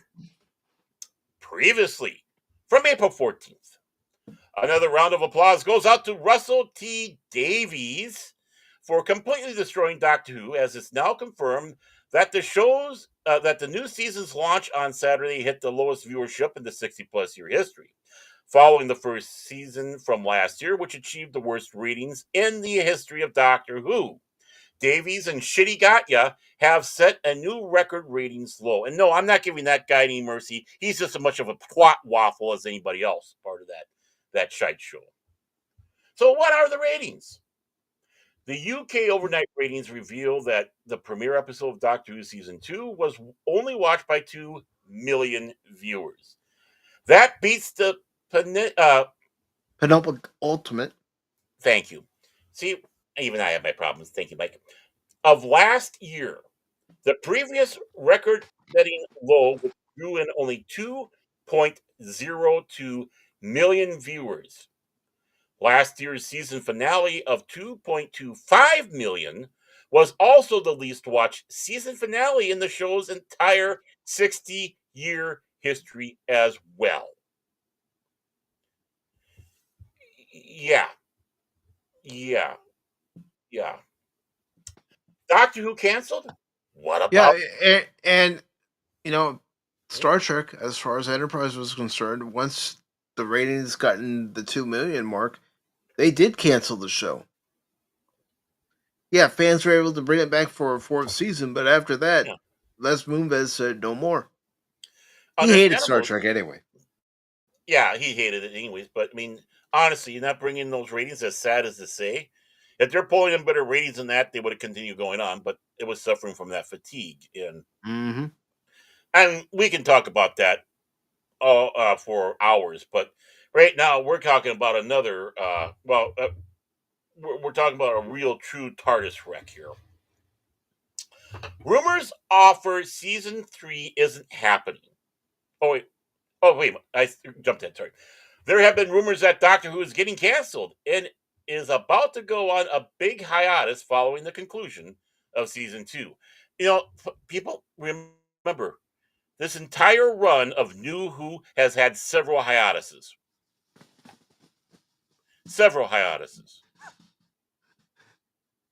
And get the drums ready, Baron. Get the drums ready. Wait, just a second here. Where is it? Okay, I'm ready. All right. Godzilla in there. Retardis. He keeps winning. Come on.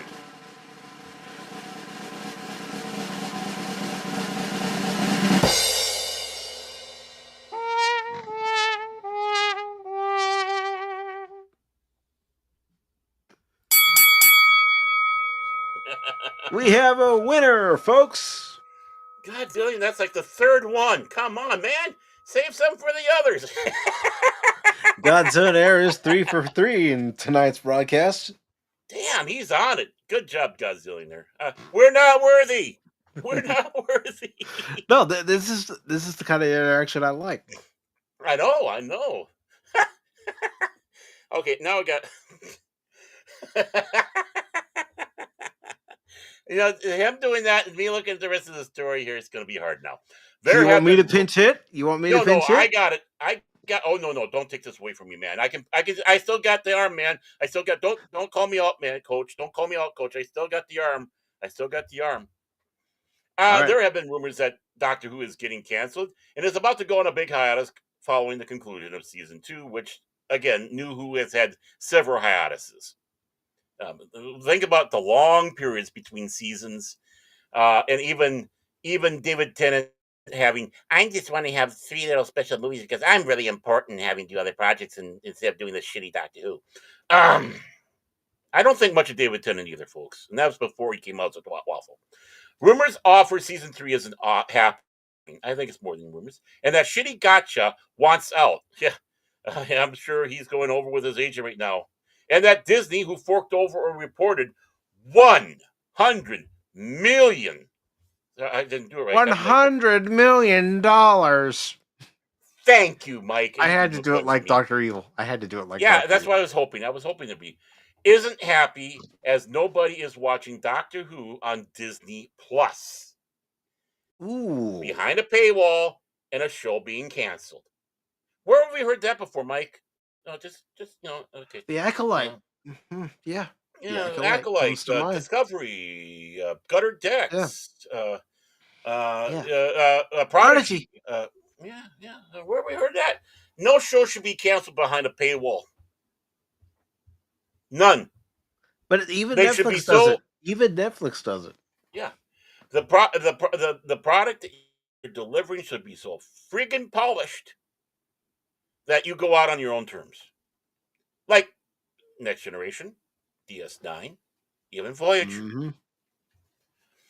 It's known that none of the Doctor Who episodes on Disney Plus made the Nielsen. Oh God, made the Nielsen ratings, which are automatically turned on in your accounts.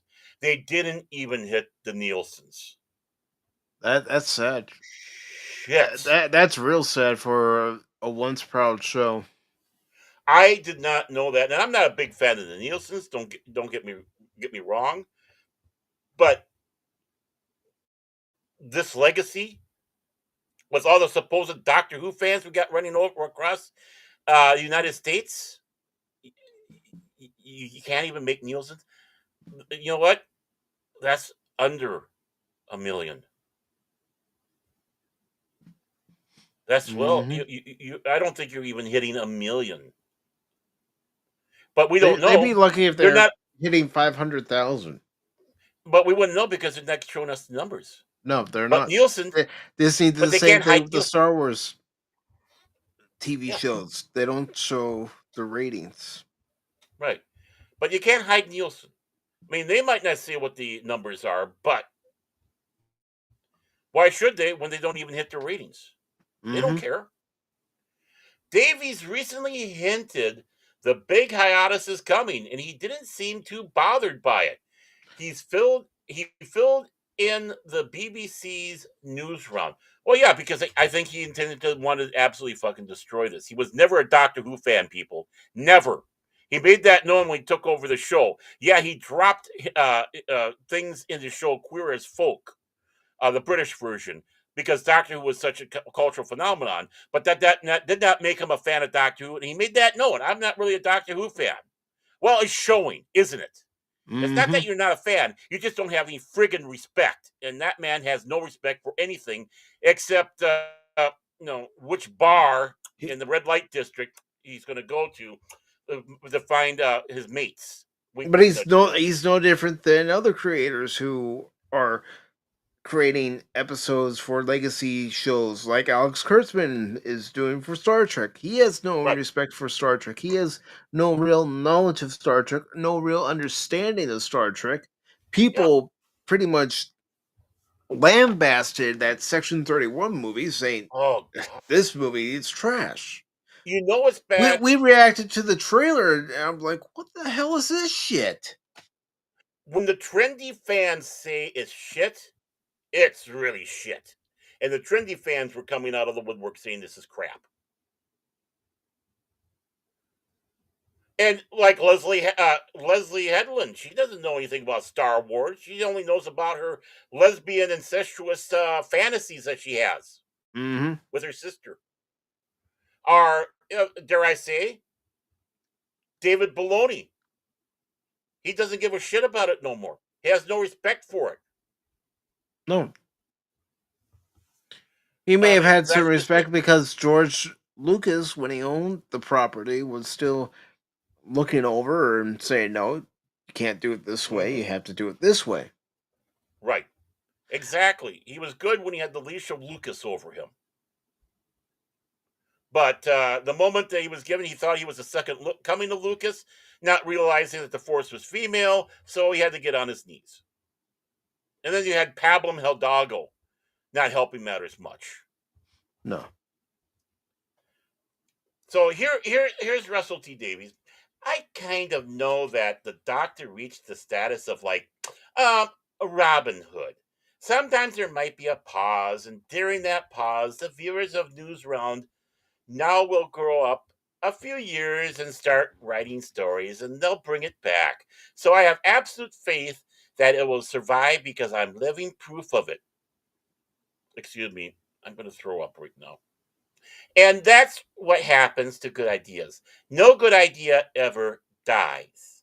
That's why Doctor Who is dying. You have no friggin' good ideas. And okay, that bit. Oh, hi, Mike.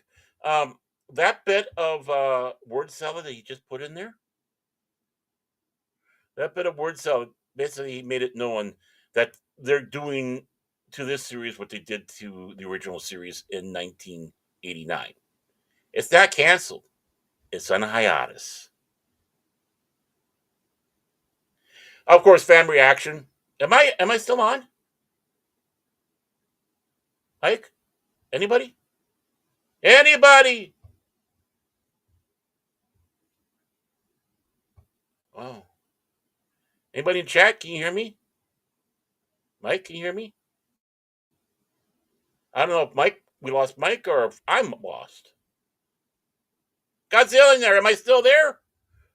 Lady Miss, am I there? Both of you, breathe some fire if I am.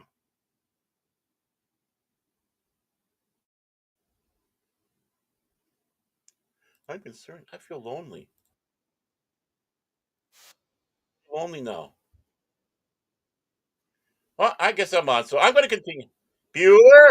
Okay, good. I'm still here. Okay, so I'm going to set up. Hey, thanks for the plane. Good. I didn't know if it was Mike or me. You never know. So I'll continue on. Fan reaction, similar to Chris Chinballs and Jodie Whittaker era in the last season. The fans' reaction to Doctor Who season 2 has not been positive. Forgive me for not having this on the screen, but I'll just read it out there. Currently on Rotten Tomatoes, the season 2 premiere episode has only 45% fan score, and I think that's padded. The fan score, including all the episodes from 2023, is only at 36%. Again, I think that's padded. So the ratings that we had for Doctor Who, maybe I'll tell you what. Let me get this shared here, folks, because I think this is worth seeing. Okay, and do I have it? Add the scene. Boom, and let me bring this up. There we go. So we can see it for ourselves here. Doctor Who rating season 1, episode 1 of season 1 was 2.60, and you can see the steady decline. It had a little bump, 2.62 for episode 4, and then continued going down with the lowest rated episode 7, 2.02.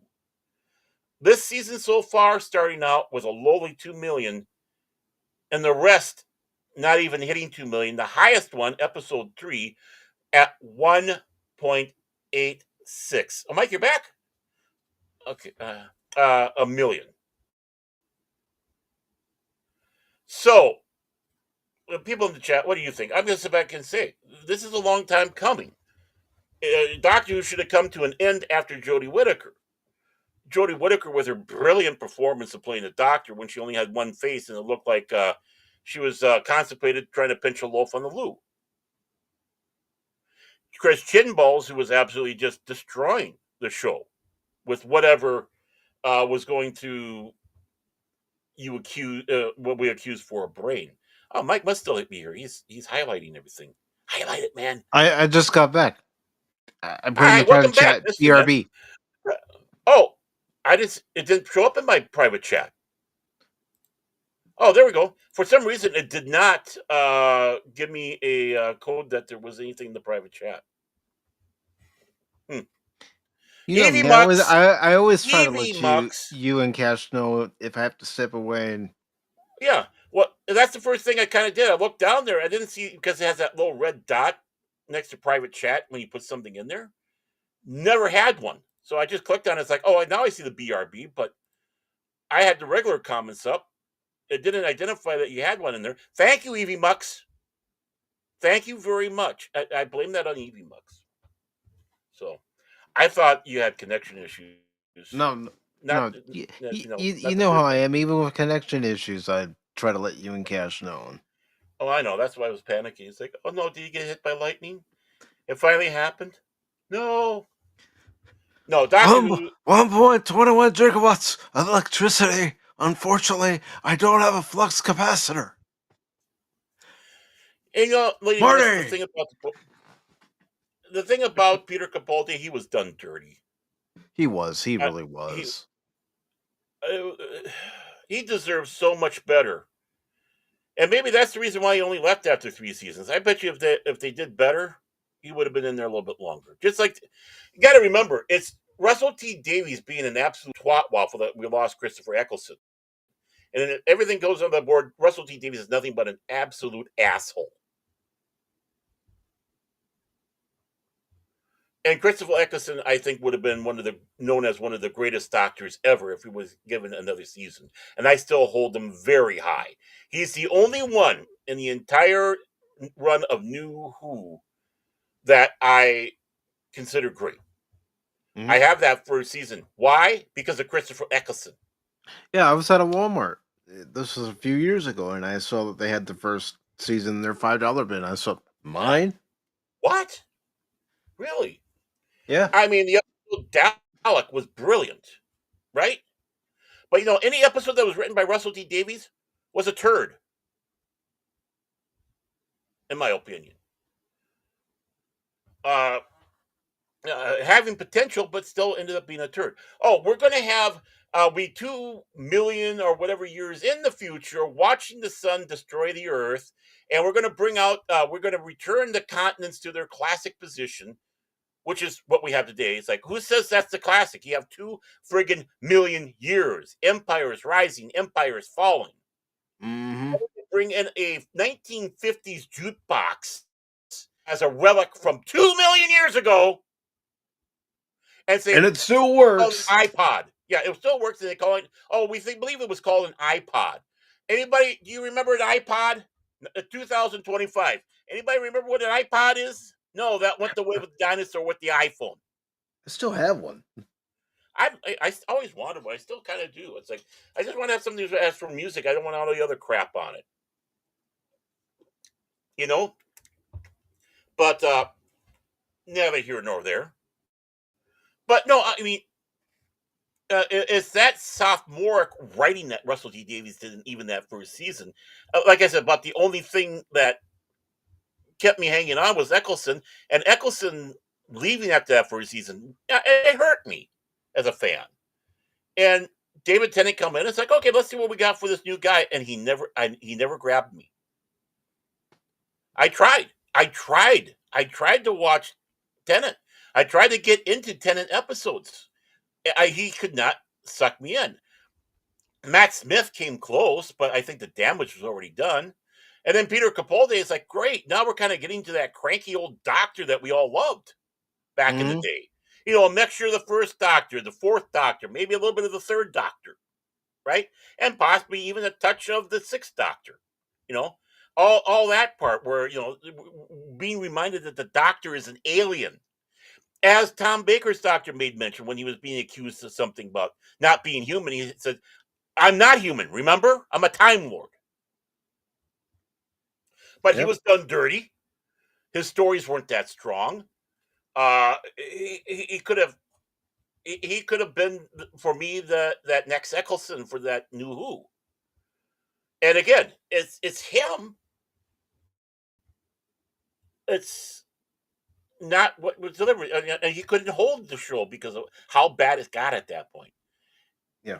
And it's not because she's a woman, but it was her attitude, her acting. Whitaker was horrible. I will list her as one of the worst doctors ever because of that. Not because she's a woman, but because it was her like she's ability pantomiming to act doctor. wasn't very good. Right. I mean, I would give Ncuti Gatwa here a chance if he had the right mentorship in Doctor Who.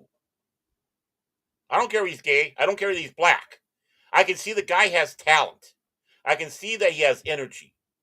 I can see that he has an unearthliness about him that he could really shape the role for him.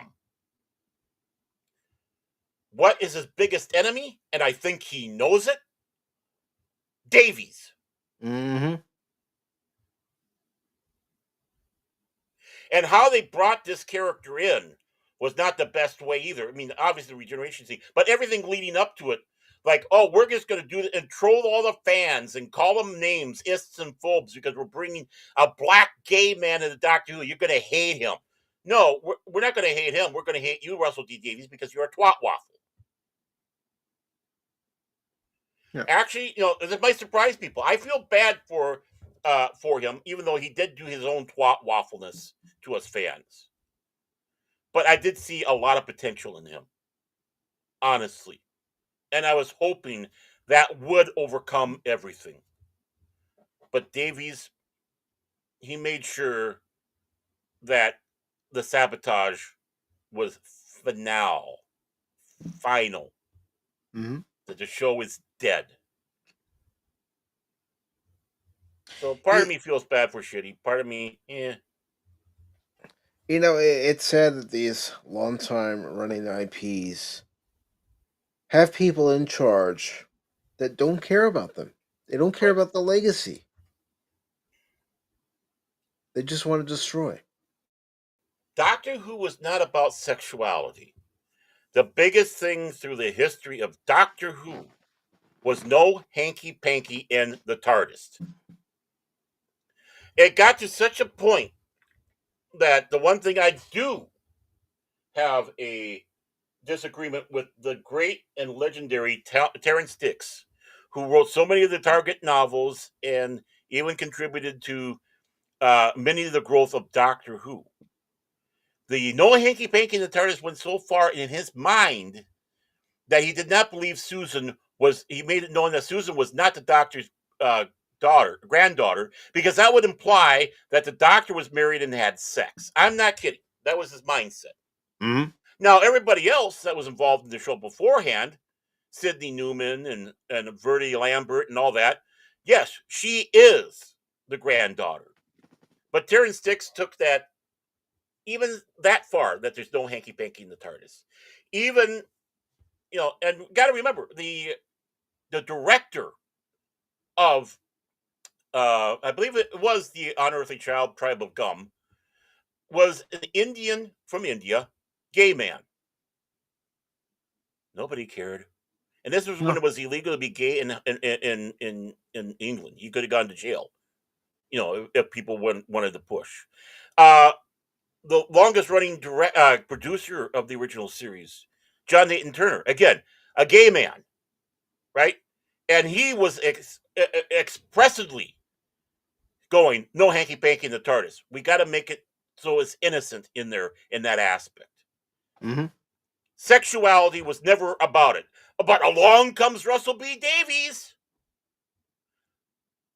In the first episode of Rose, I mean, you had Mickey and Rose having a discussion about getting hooking up in a hotel room and banging. That would never have gone over in the original series. Why? No hanky panky in the TARDIS. That's not what the show was about. One of the biggest problems with New Who and a lot of stuff, this obsession with sex, and sex. To quote Dr. Ruth Wisheimer, rest your soul. Yeah. So whoever comes around, ignore this New Who absolutely completely, because it's crap. Go back to the basics. Baron, if you're gonna say it right. It's shite. Shite. Yes, bloody well shite there, Mike.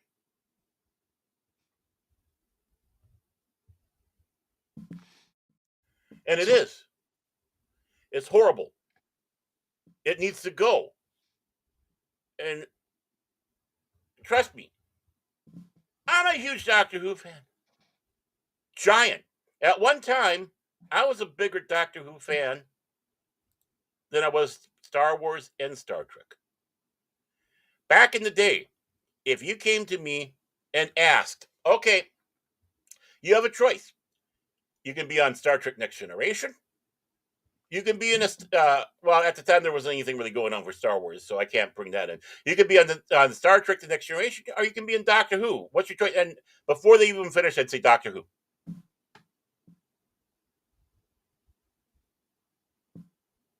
That's how big of a fan you were. Nothing wrong with that. And am to this day. I got enough books around here. I know the shit I'm talking about. Don't anybody dare come around and start saying I don't know what I'm fucking talking about. I do know what I'm talking about. He's got his books right behind him. If you've ever seen him on camera, where are his books located? On the bookshelves right behind him. And beside me. Actually, most of my Doctor Who books, my target books are to the right of me.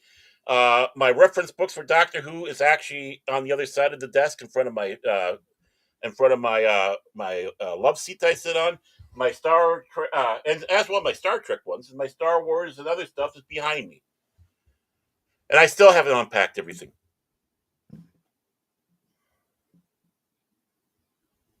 So, yeah, don't BS a BSer.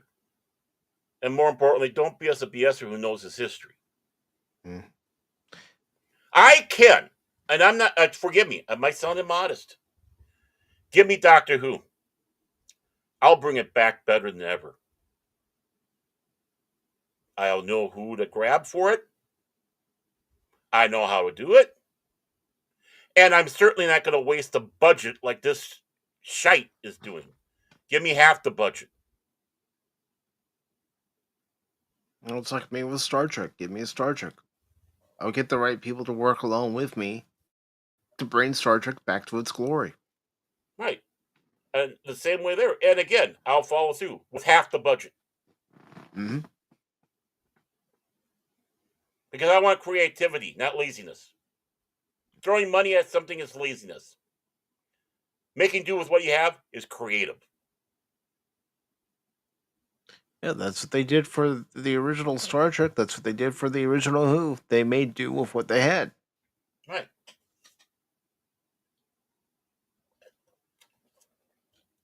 Exactly.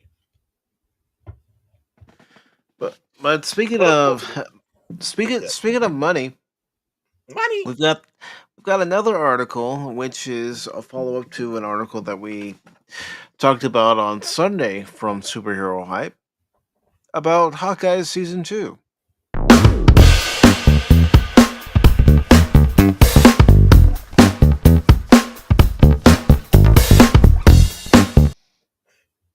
I just realized something. A clip we need to do is getting Fry saying, I'm shocked. Well, not really. All right. Yeah, I mean, I still have a lot of clips I still need to take the time to make when I have the time to do so. Mm-hmm. It's like even the thumbnail for tonight, I made it Monday night. I notice we have a great spiffy background. It's an like It's an Eevee background. I went with it. actually I like it. It's the minimalist, kind of, it isn't as distracting as sometimes when you put the The thumbnail thumbnail stuff on behind it. it. Yeah. Yeah, Yeah. yeah. I mean, it all depends. Sometimes it's good, sometimes it's bad. Hey, he looks confused. Well, this is the season finale of Hawkeye. Is where this is from. I haven't seen it, so I don't know. I watched it. I watched it. This is before Disney screwed over Gina Carano, and I have my current stance on Disney. Mm. What's Disney? Hawkeye.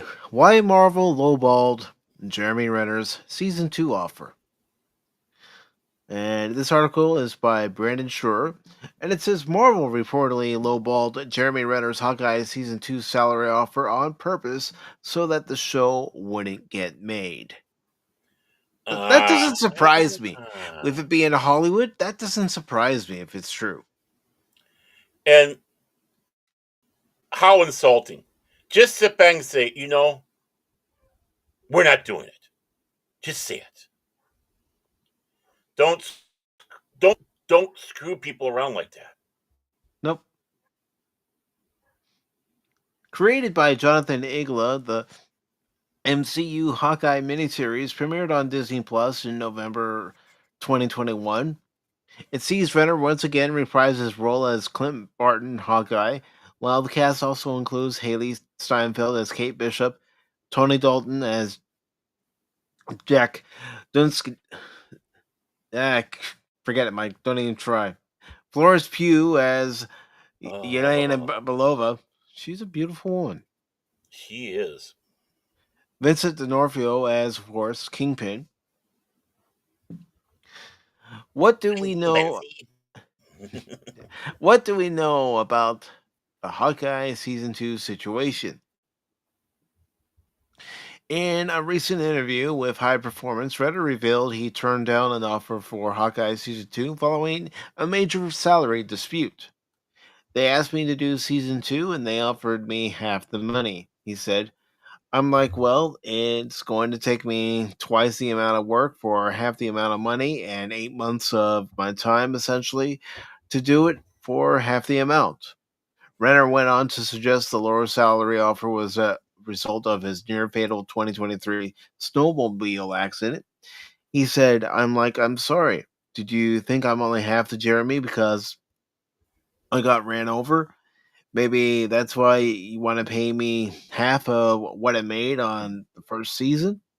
According to Jeff Snyder's The In Snyder, Marvel. Oh, that's bad. Yeah. Sorry. Marvel may have offered Renner only half his salary because they knew he'd turn them down so they wouldn't have to make a second season of the show. Puck's Mac Baloney also reported on the topic saying nobody tell Renner the show attracted middling viewership and costs would come down across the board for season 2. That is if execs weren't lowballing him in the first place so they could pin the cancellation on him, not them. This has not been officially confirmed at this time, as neither Renner nor anybody at Marvel Studios has commented on the matter, although whether or not anybody would go on the record to confirm such a thing remains to be seen. I don't think they would. You think any of them would, Baron? I don't think any of them would. Well, if they piss Renner off enough. At the time of this article's publication, Hawkeye Season 2 has not been greenlit. The first season, meanwhile, is still available on Disney+. It wouldn't surprise me with it being Hollywood, with it being Disney, lowballed him and said, no. I mean, I still felt that same way after we read the 2 articles on Sunday. They're doing it on purpose. Well, this is the dirty, scummy side of Hollywood that we've come to know. Now, again, the first season was in 2021, right? Yes. And this is 2025? 4 years later. Almost 4 years later. talking about season 2 4 years later, that's also your problem. I know he got in an accident and all that, but Mm-hmm. you could still have gotten that on board sooner than that. Yeah, you could have, because again, I'll say what I said the other day. Back in the day, you had the cliffhanger of a TV show in May or June, depending on when the new season started, and then that following September, October, the new season would start Mm-hmm. because they didn't have these long production layoffs. Right. And, but the sad thing is so many people were doing that with having cliffhangers that they canceled it. I mean, look at Alienation, right? Mm-hmm. They were absolutely sure they're going to go for a second season, so let's have a cliffhanger. Canceled. Now they were able to follow through with a TV movie and several TV movies after that because of fan outrage. But how many other shows a cliffhanger and they cancel? My big thing here, Hollywood, especially in the television industry, stop cliffhangers unless it's from one episode to another.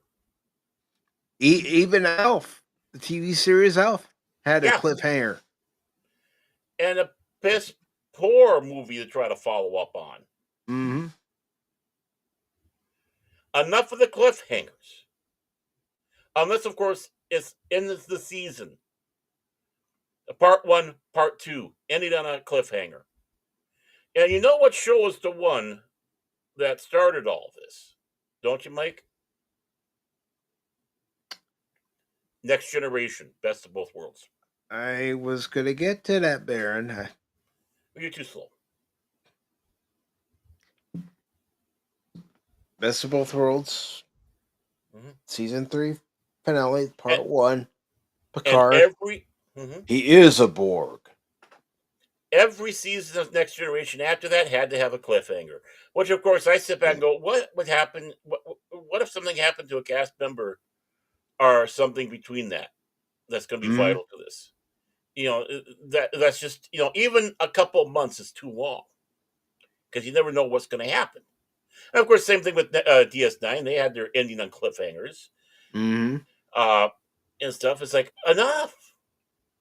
Unless, of But course, I will give Deep Space Nine credit, even though the episode Jem'Hadar was, you know, the season 2 finale. It didn't say to be continued. Right. It was opening the door to Mhm. something. Yeah. I mean, if the series ended right then and there, you were disappointed, but you weren't crushed at what's now. Right. Say it had ended in season 2. Thank God it didn't end in season 2. But at least the last thing you would have known is that the Federation discovered there's a new threat in the galaxy. Right. That we're in trouble. Mm-hmm. And real quick, I just want to say hello to FKHC 2005, but we call him Tim. Tim.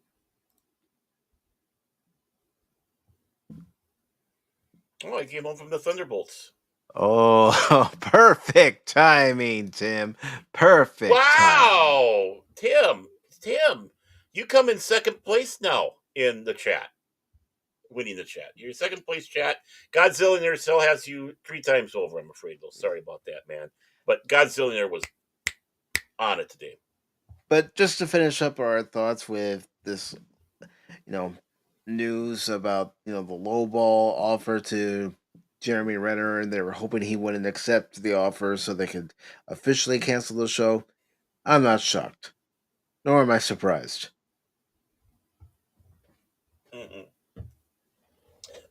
No, it's dirty. It's dirty. Yeah. But again, who suffers? Not just him, but the rest of the cast. Who The suffers? crew. Right, the crew. The fans who, okay, what's going to happen now? At least follow through with make a special movie then to finish it off. Mm-hmm. That'll be cheaper and take less time and have some, you know, closure. Have faith in your product, man. And you know what? Disney used to have faith in the Marvel product when it came to movies, at least, but they kept running that engine, running that oil, and eventually that engine seized.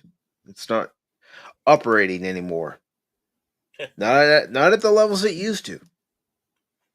The little hamster on that little hamster wheel, he died of a heart attack. What do we do now? But let's go ahead turn everything and get into our next article. Are you ready, Mouse? Next article.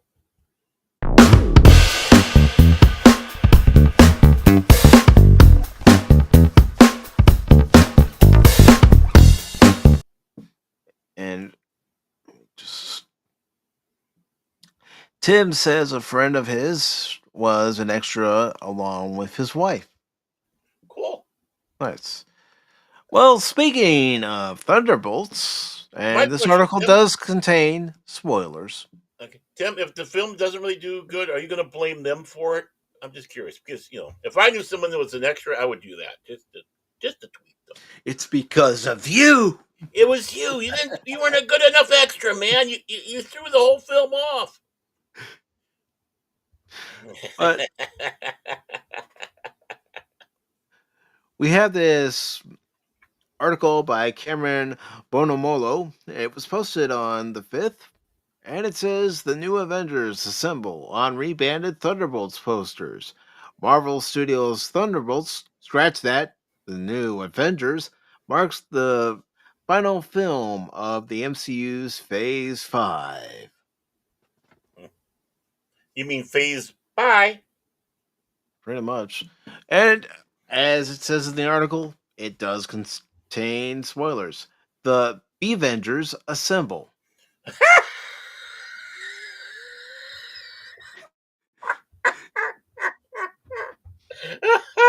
Avengers assemble.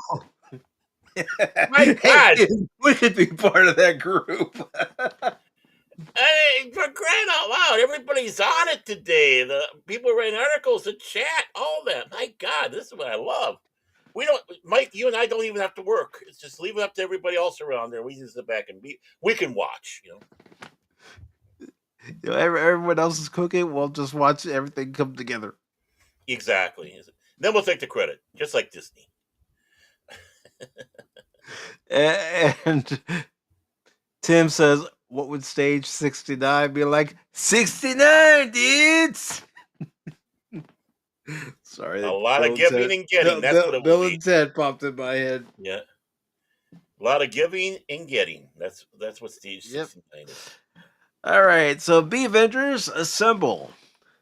1 year after branding Thunderbolts with an asterisk to mask the real title, Marvel Studios on Monday rolled out a title treatment, a Los Angeles billboard, and a series of rebranded posters, which you can see below, featuring the team's new name, the New Avengers.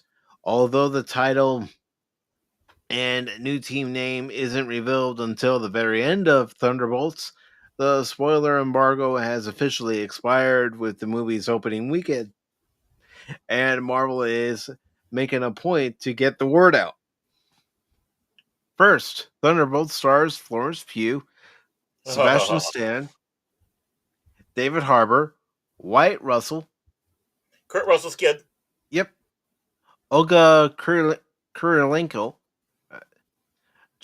Hannah John Kamen, Louis Pullman, Geraldine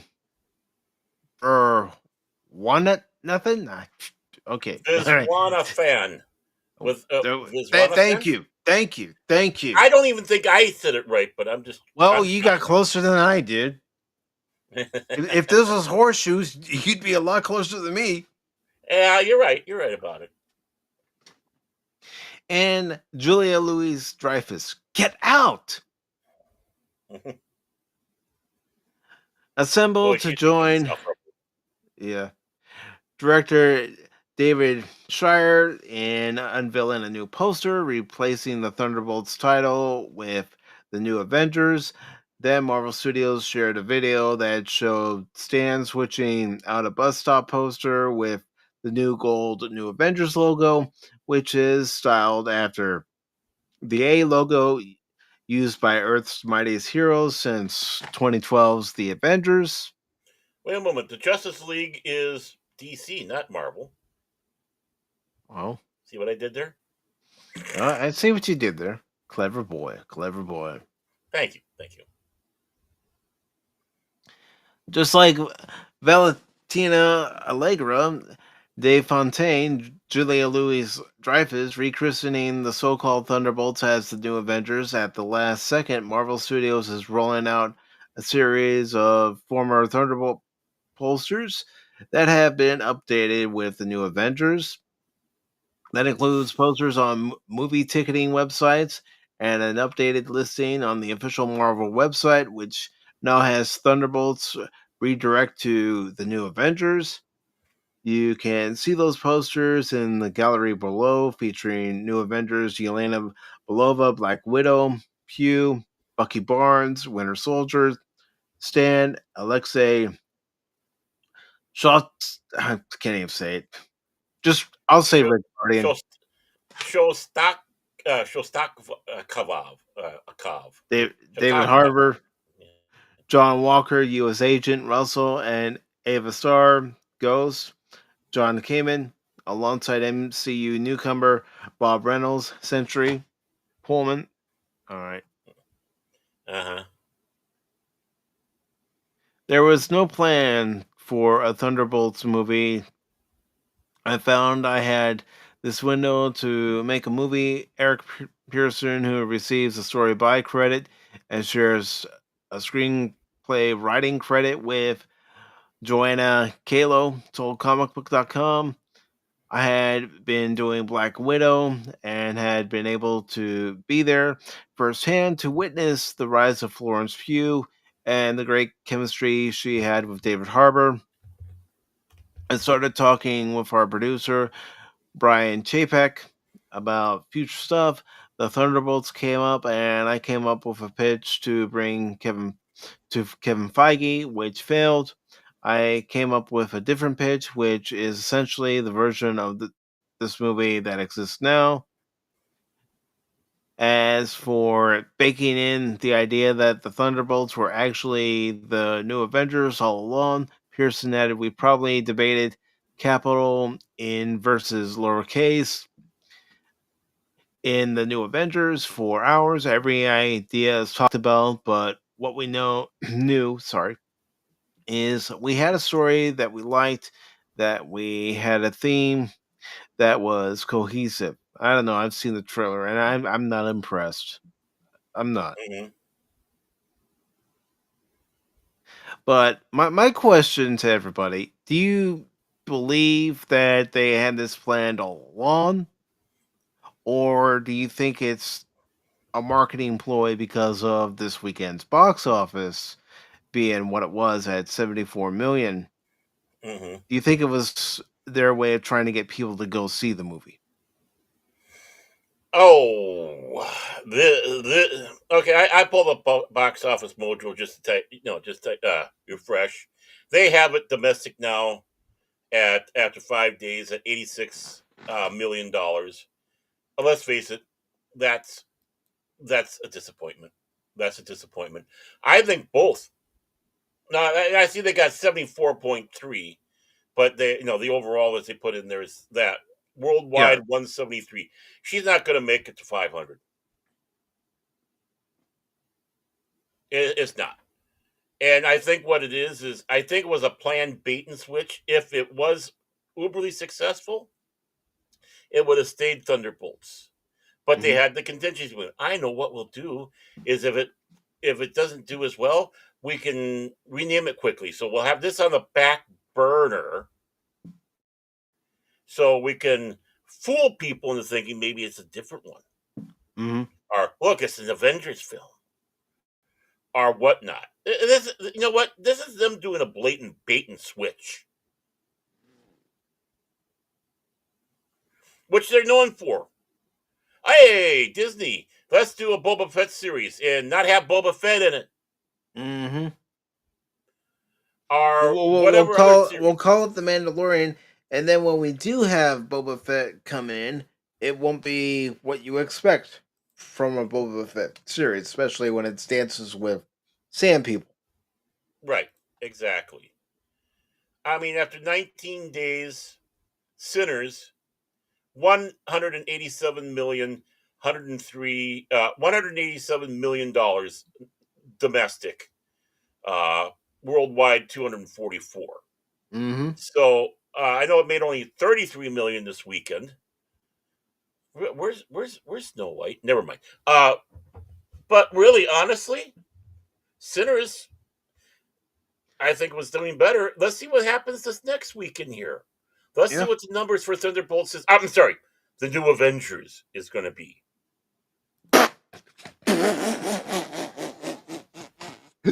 Oh my, oh my.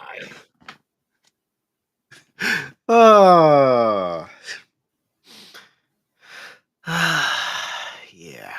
You failed, Disney. You Yep. failed. No, I think this was. I think someone in the marketing department was actually trying to think a little bit and going, "Hey, I know." I think it was a backup plan. I think it was a backup plan in case things weren't going the way they wanted to, and this is their attempt to try to get more interest in the film. Because believe it or not, even some of the less than great Marvel movies, when they were rolling them out, did better than new Thunderbolts, Avengers. Yeah, that's right. I'm combining the names. Thunder Weenies. Discount Avengers. Avengers from Temu. Avengers from Wish. Dollar store. The Dollar Store Avengers. No. That'd be the Sea Avengers. Ah. You know what Avengers this is? I can tell you exactly what the Avengers this is. That's right. I said, I ain't giving you no tree fitty, you goddamn Loch Ness monster. Get your own goddamn money. I gave him a... That is what it is. And like I said on Sunday, I like Sinners. I wasn't sure what to expect when I went in to see it, but I liked it. It was a different take on the old vampire trope. Right. And she's doing pretty strong considering, let's see, 3,308 theaters for Sinners, right? And it's 34 mil. 4,330 theaters for Thunderduds, and that's 74 million. Honestly, they should be doing better than that. They should. I mean, I'm not sure what the marketing costs are. I don't know either. I'll look that up real quick. Well, and this is part of that marketing. I mean, the Minecraft movie is, 33 days out, and she's 876 million worldwide, 399. Well, let's just say 400 million domestically after that much time. And they could reach 900 million by the time its run is completed. Yeah, and that's 4,263 theaters. And they had an opening. The Minecraft movie had an opening of 162 million. Let us not forget that. Mm-hmm.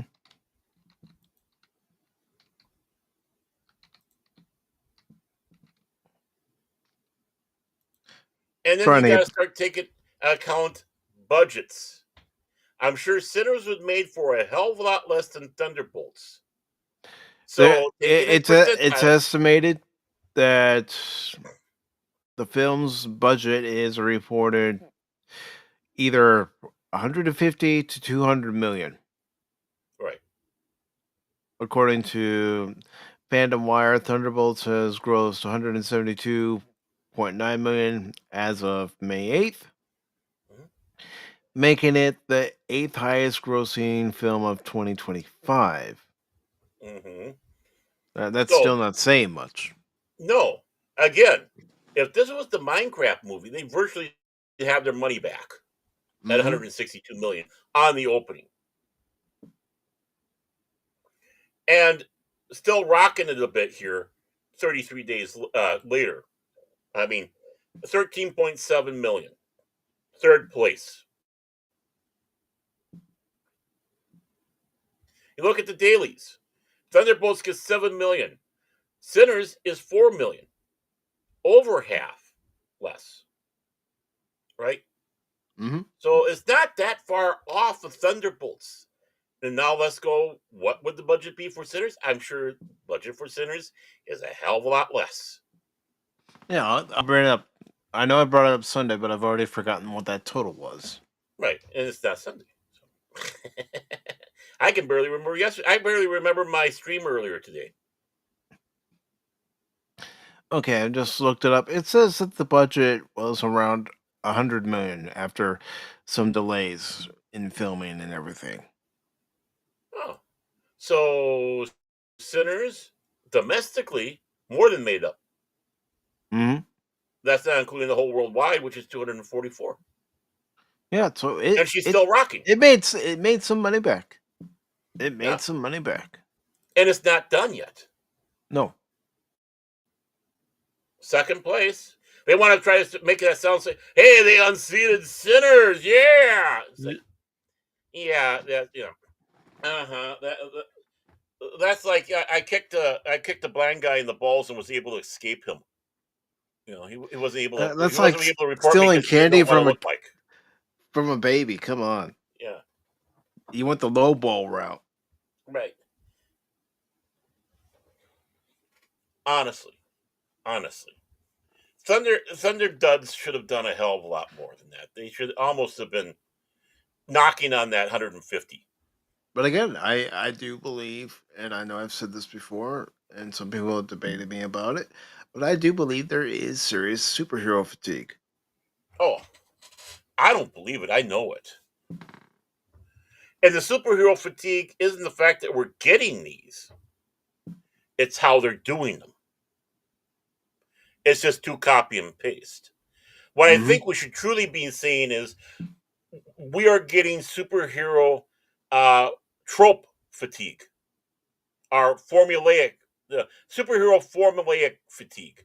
Because it's the same damn thing over and over, mixing in the bullshit politics. Yeah. Whether it's identity, real life, it don't matter. That's the fatigue, not the superhero fatigue. You can put out a superhero film the way a superhero film should be, with proper advertising, let people know it's out there. You make it accessible greatly to all the critics out there across the board, whether it's the YouTubers or the quote-unquote legitimate ones with the lamestream media, making sure they get a gander at it, and you probably have yourself a giant hit in a brand new renaissance. But the thing is you got to break the formulaic bullshit. We've had 20 years of formulaic bullshit from Marvel. It worked while it could, but now is it when they had an opportunity to change it up? No, let's keep on running it into the ground.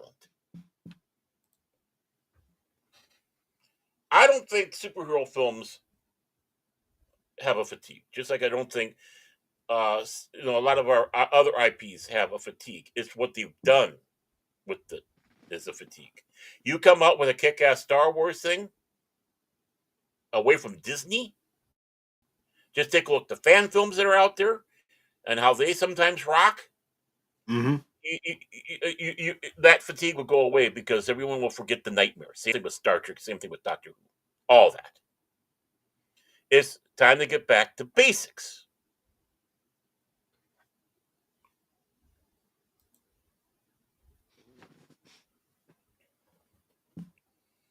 Yes, it is time to get back to basics, get back to telling the story of good versus evil. I know that's been done over and over again, but we still enjoy stories of good versus evil.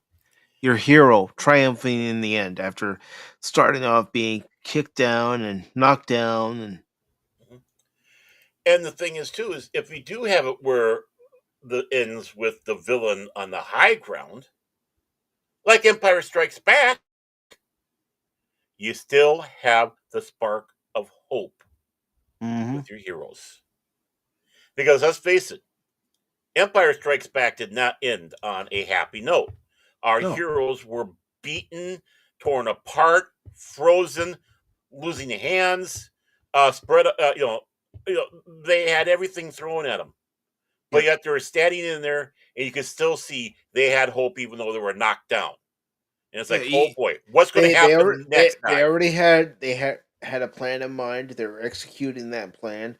I mean, you see Lando and Chewie go off in the Falcon at the end, Right, right, right. I and mean, we had a Luke, new Luke team member. gets his new mechanical hand, Yep. and he's going to go back to Dagobah and finish his training. Mm-hmm. Which he finds out he didn't have to do. The last test is Vader. Uh, but that's just it. Even though it ended on that, you had hope.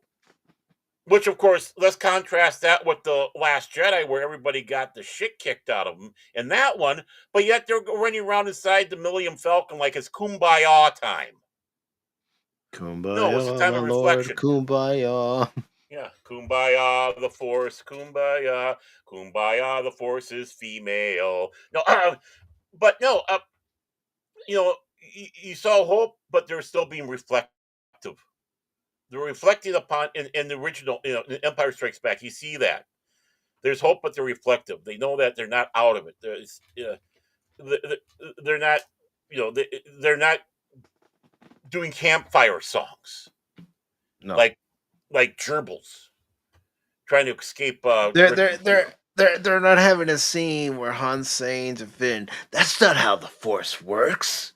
Yeah, which I thought was kind of funny, but at least Han got it. Uh, Yeah. but no, I mean that's the two dire contrasts between it, and that's why I always thought the ending of Last Jedi was so disgusting. You didn't have that weight still on them because they're too busy doing kumbaya. The weight was still on Leia, Luke, Lando, Chewie, the droids, but they still had the hope. Mm-hmm. It's like, we're not out of this yet. We're going back, and we're going to be better than ever, baby. Rocky. Did Rocky give up? No, No. Rocky didn't give up. He got back up, and he won his next fight, Yeah, which would be in the next film. He lost. He lost in Rocky. But it was still inspirational. Why? Mm-hmm. Just like you said, he got up. He was ready for the next one.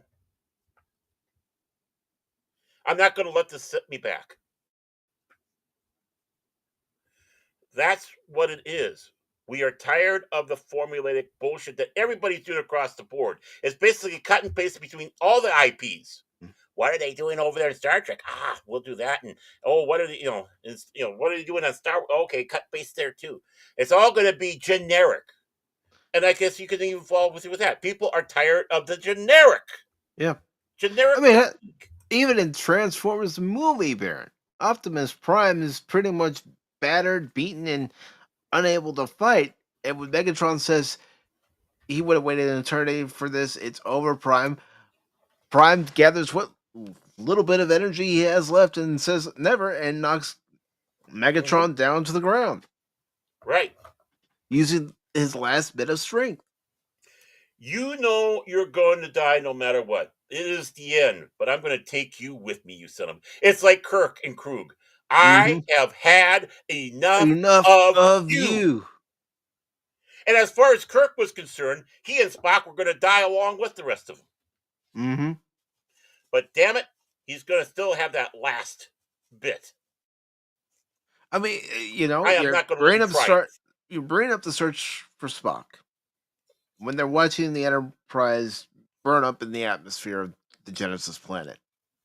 And Kirk says just to Bones, "My God, Bones, what have I done? What you had to do, what you always do, turn death into a fighting chance to live."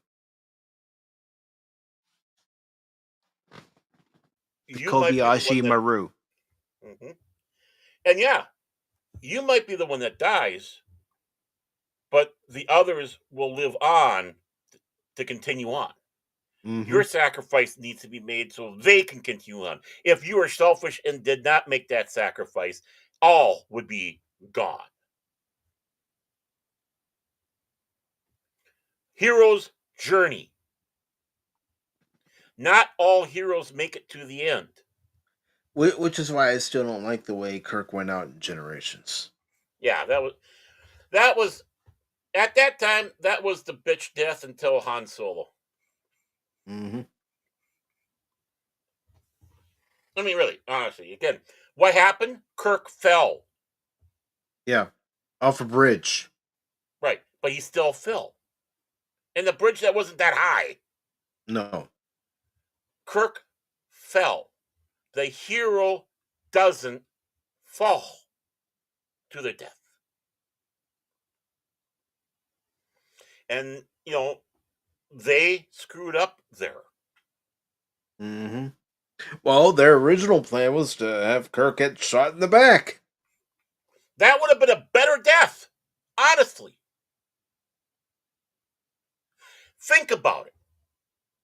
Kirk gets shot in the back by Saren, and it pisses the frig out of Picard, and he finishes up and able to come back and get the last words of Kirk. That would make you hate the villain even more, wouldn't it? You dirty son of a bitch. You could not even face Kirk face to face and take him out. You had to shoot him in the back because you're a coward. Right. That would have been a better death. It would have made you really pissed. It would have really gotten you going in there. Mm-hmm. But then, of course, what do you do to help counter that? After the bad guy's taken care of, your dying hero leaves those wise words to the next generation. See what I did there? Oh my. It's full of stars. No, sorry, wrong film. I mean, I still would have loved a scene with Kirk on the bridge of the Enterprise D. Right. And, an interaction with Worf. I've mentioned this before. Oh. An interaction with Worf. A Klingon Starfleet. Interesting. Tie it into it is an honor meeting you, sir. Your grandfather defended me when I was on trial. Your great-grandfather. I would have done a scene. I wouldn't even have it on the bridge. I'd have it like in 10 Forward or whatever, where he comes across Worf. Right? Mm-hmm.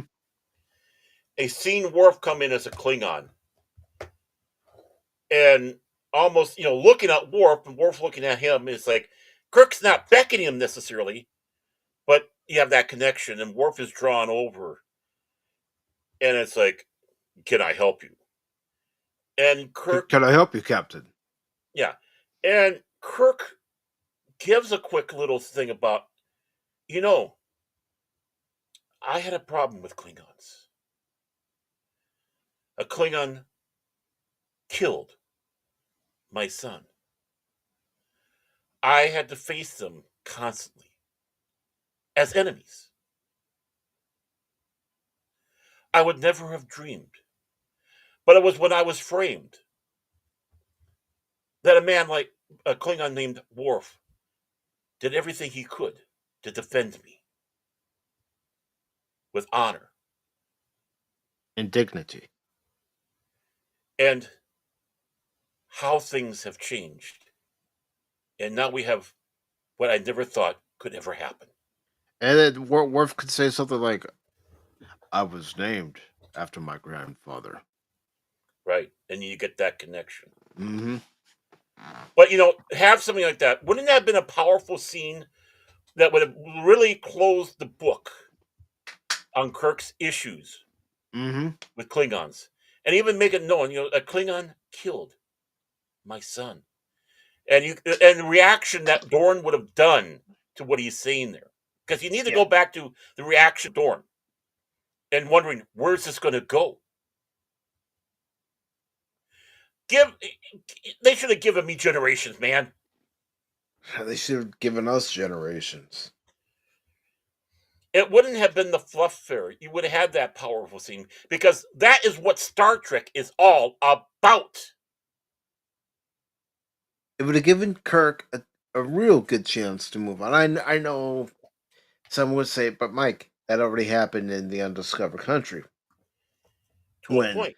When the Chancellor's daughter and Kirk say, "You have restored my father's hope. You have restored my son's." Right. But still, seeing a Klingon in a Starfleet uniform. At the rank of Lieutenant Commander, no Right. less. Exactly. Seeing that, yeah, he's come to terms. But now Kirk has seen what he thought would, even with that in Star Trek 6, what would have been the impossible, he would have believed. That there would be never, ever having a Klingon in Starfleet. Just like you'd never have a Ferengi in Starfleet. Mm-hmm.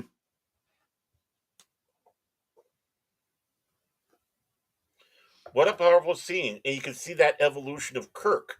Yes, he's come to terms with it with Star Trek 6. But now Kirk is seeing, here we go again, the next generation. Mm-hmm. I mean, heck, you could even have it where Kirk and Worf have the scene where they're fighting side by side. Right. I would like to see that more than Kirk and Picard. Mm-hmm. I think that would have had more meaning. Yeah, have your scenes with Kirk and Picard. Don't get me wrong. You need to have the captains interact. Yeah, the two respective captains of the Enterprise. Mm-hmm. But Kirk and Spock, Kirk and Worf together, oh my word. We could have turned it in from a member-berry film to probably one of the great Star Trek films. Yeah, we could have. And speaking of films, we do have our last article. We do? Yes. Wow. But see how easy it is for me to get on a Star Trek talk and sit back and relax? You and me both. Remember, I'm right up there with you, man. Right up there with you. We're geeks. We're geeks. You and me are geeks, man. We are. Nerd.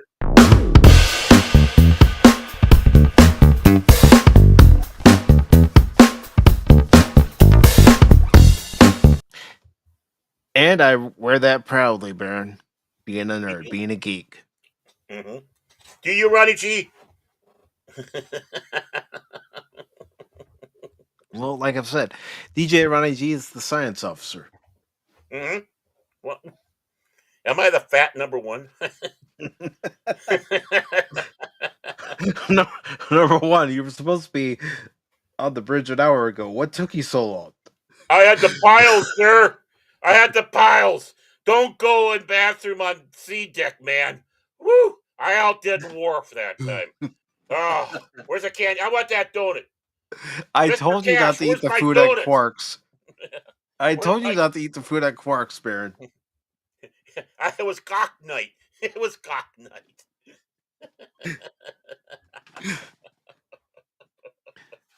But our Mr. final... Cash, give me my donut. You don't need a donut, Mr. Tag. I need you to go to sick bay. I named my cock, by the way. One was Henry, one was Frank. One was Kurtzman. Yeah, he's a troublemaker. No worries, DJ. So we have this article from Fandom Pulse by John F. Trent, which was posted on Monday the 5th. And it says, President Donald Trump announces 100% tariff on movies produced in foreign lands. By the way, does DJ wear ears or get painted gold? But back to the story. Gold press Latinum? Well, that's Data. Is he going to be Data? Or is he going to be Spockle? Well, we already got a Spockle, but Yeah, maybe we already got Spock. he'll be Spybach. President Donald Trump announced he has authorized the Department of Commerce and the United States Trade Representative to issue a 100% tariff on films produced in foreign lands. In a post to Truth Social, President Trump wrote, "The movie industry in America is dying." Or, as he's put it, dying. A very fast death. I think this is the only way I'm going to be able to get through this article. But other countries are offering all sorts of incentives to draw filmmakers and studios away from the United States, Hollywood, and many other areas within the USA are being devastated. They are. It's happening as we speak. This is a concerted effort by other nations and therefore a national security threat, he added. It is in addition to everything else, messaging and propaganda. He then declared, therefore, I am authorizing the Department of Commerce and the United States Trade Representative to immediately begin the process of instituting a 100% tariff on any and all movies coming into our country that are produced in foreign lands. We want movies made in America again. I know that last part got bad. I know. But like I said, that's probably the only way I could get through that. Mm-hmm. It's been well documented that the Chinese Communist Party used its monetary influence in an attempt to shape American opinions about the country.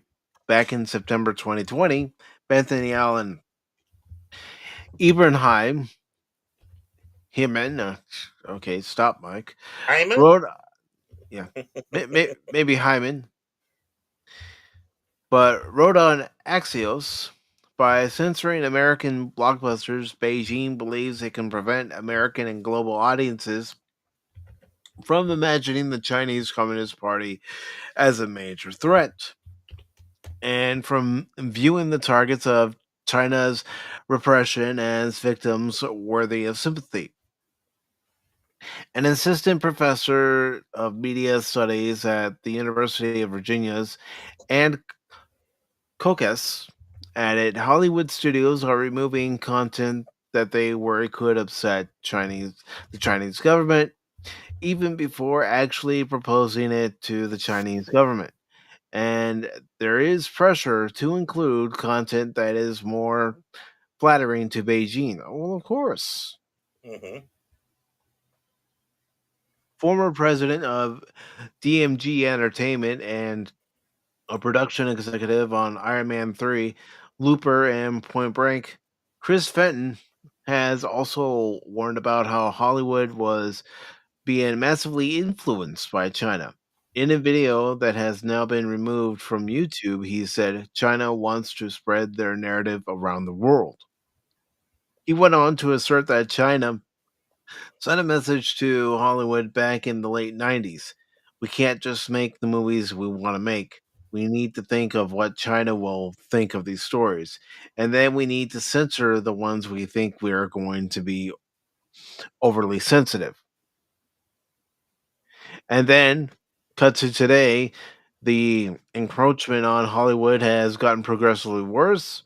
And we've heard a lot of different stories, whether it's Senator Ted Cruz talking about the jacket Tom Cruise is wearing in the latest Top Gun movie, where they had to remove the Taiwanese and Japanese flag from the back of the jacket, to various instances of the Nine Dash Line, which showcases China's version of what its territory is in the DreamWorks animation movie Abominable. The producer stated, if China is doing it, it's very likely that other countries are doing it as well. Yeah, Hollywood's bent the knee to China. China. Right. Well, a lot of places have. Yeah, they have. What's he doing to that chicken? This is a family show. This is from Minecraft. I Now, know. obviously, this movie won't correct the root causes of Hollywood's decline, which there are many, but it is clearly a first step in an attempt to end foreign propaganda or, at the very least, suppress it to some extent. All right, so that's all they have for it. And I am going to go to the comments because I can see that everybody is writing something. And let me just. DJ threatening to send emails to Lady Mist again. That's all. Let's see.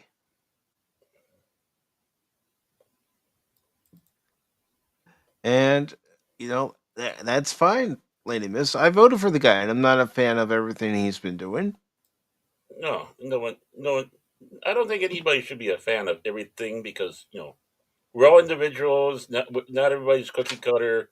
No. People have different thoughts, opinions, how they approach things. But I do have to say, yeah, we it's not just China either. No, It's like Saudi Arabia and all these other countries where we have to change things to fit their narrative. I mean, all the people here with the rainbow crowd, but they're more than happy for Saudi Arabia to take out the lesbian kiss scene in The Rise of Soywalker or Palpatine. They're more than happy that China even when marginalized the David WWE, Boyega. even when the WWE has gone over to Saudi Arabia, the women wrestlers can't wrestle over there. Right. And let's not forget, I mean, the film that was done, what was that? The Dictator? No, not the Dictator, but the one that they did about Kim Jong Un, and they're supposed to assassinate him. And the film, YouTube, and North Korea made such a big thing that they didn't put it in the theaters. What, Seth Rogen or whatever was in that? And it's like, you mean to tell me that you're calling to Kim Jong Un, the Rocket Man? Yeah, because of this movie. That should have been where you walked out there. That's like turning around and having a film against the Third Reich, and Hermann Goering gets on the phone and goes, "Hey, take out those references, please," and you kowtow it. I'm not kidding. It's the same freaking thing. it is. And DJ is absolutely right. That's why we like having you here, Lady Miss. That's why I like having a lot of people here, is the diversity of thought, the diversity of opinion. Edit.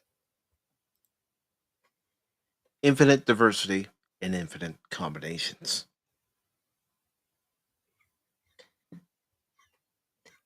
And thank you very much, Lady Mist. Thank you very much. It's not that hard to do. You just have to listen to the man a few times, and then do your own version. But try to do it like he does, to a certain extent. I can't do it. I can't do it. I tried. That's right. I can go. Baron. I can go China. Baron, he loves to say he holds this whole thing together. He holds everything that is Pop Talk together. But he can't do an impression of Donald Trump. China. Maybe I can do Henry Kissinger, but Henry Kissinger is no longer around. But I can do Henry Kissinger pretty good. I'm Henry Kissinger. I used to date hot people, hot girls. I don't know why they thought I was so handsome and they wanted to be, but I did. Again, a lot of people probably don't even know who Henry Kissinger is any. Oh, we do. I do. Henry Kissinger, we are missing you. Song again, from Monty Python. That's why I like having everybody here, because everybody has their own thoughts, their own opinion, and they're allowed to express them here. Except Cash. I think from now on, what you should do is put in the titles and special guest star Cash Money. I've been thinking about redoing the intros I know I can hear somebody now. You're thinking about redoing them again. Yeah, Because I that's get him. I get these ideas and I practice certain things. I think, well, what if I do this? What if I do that? Hmm.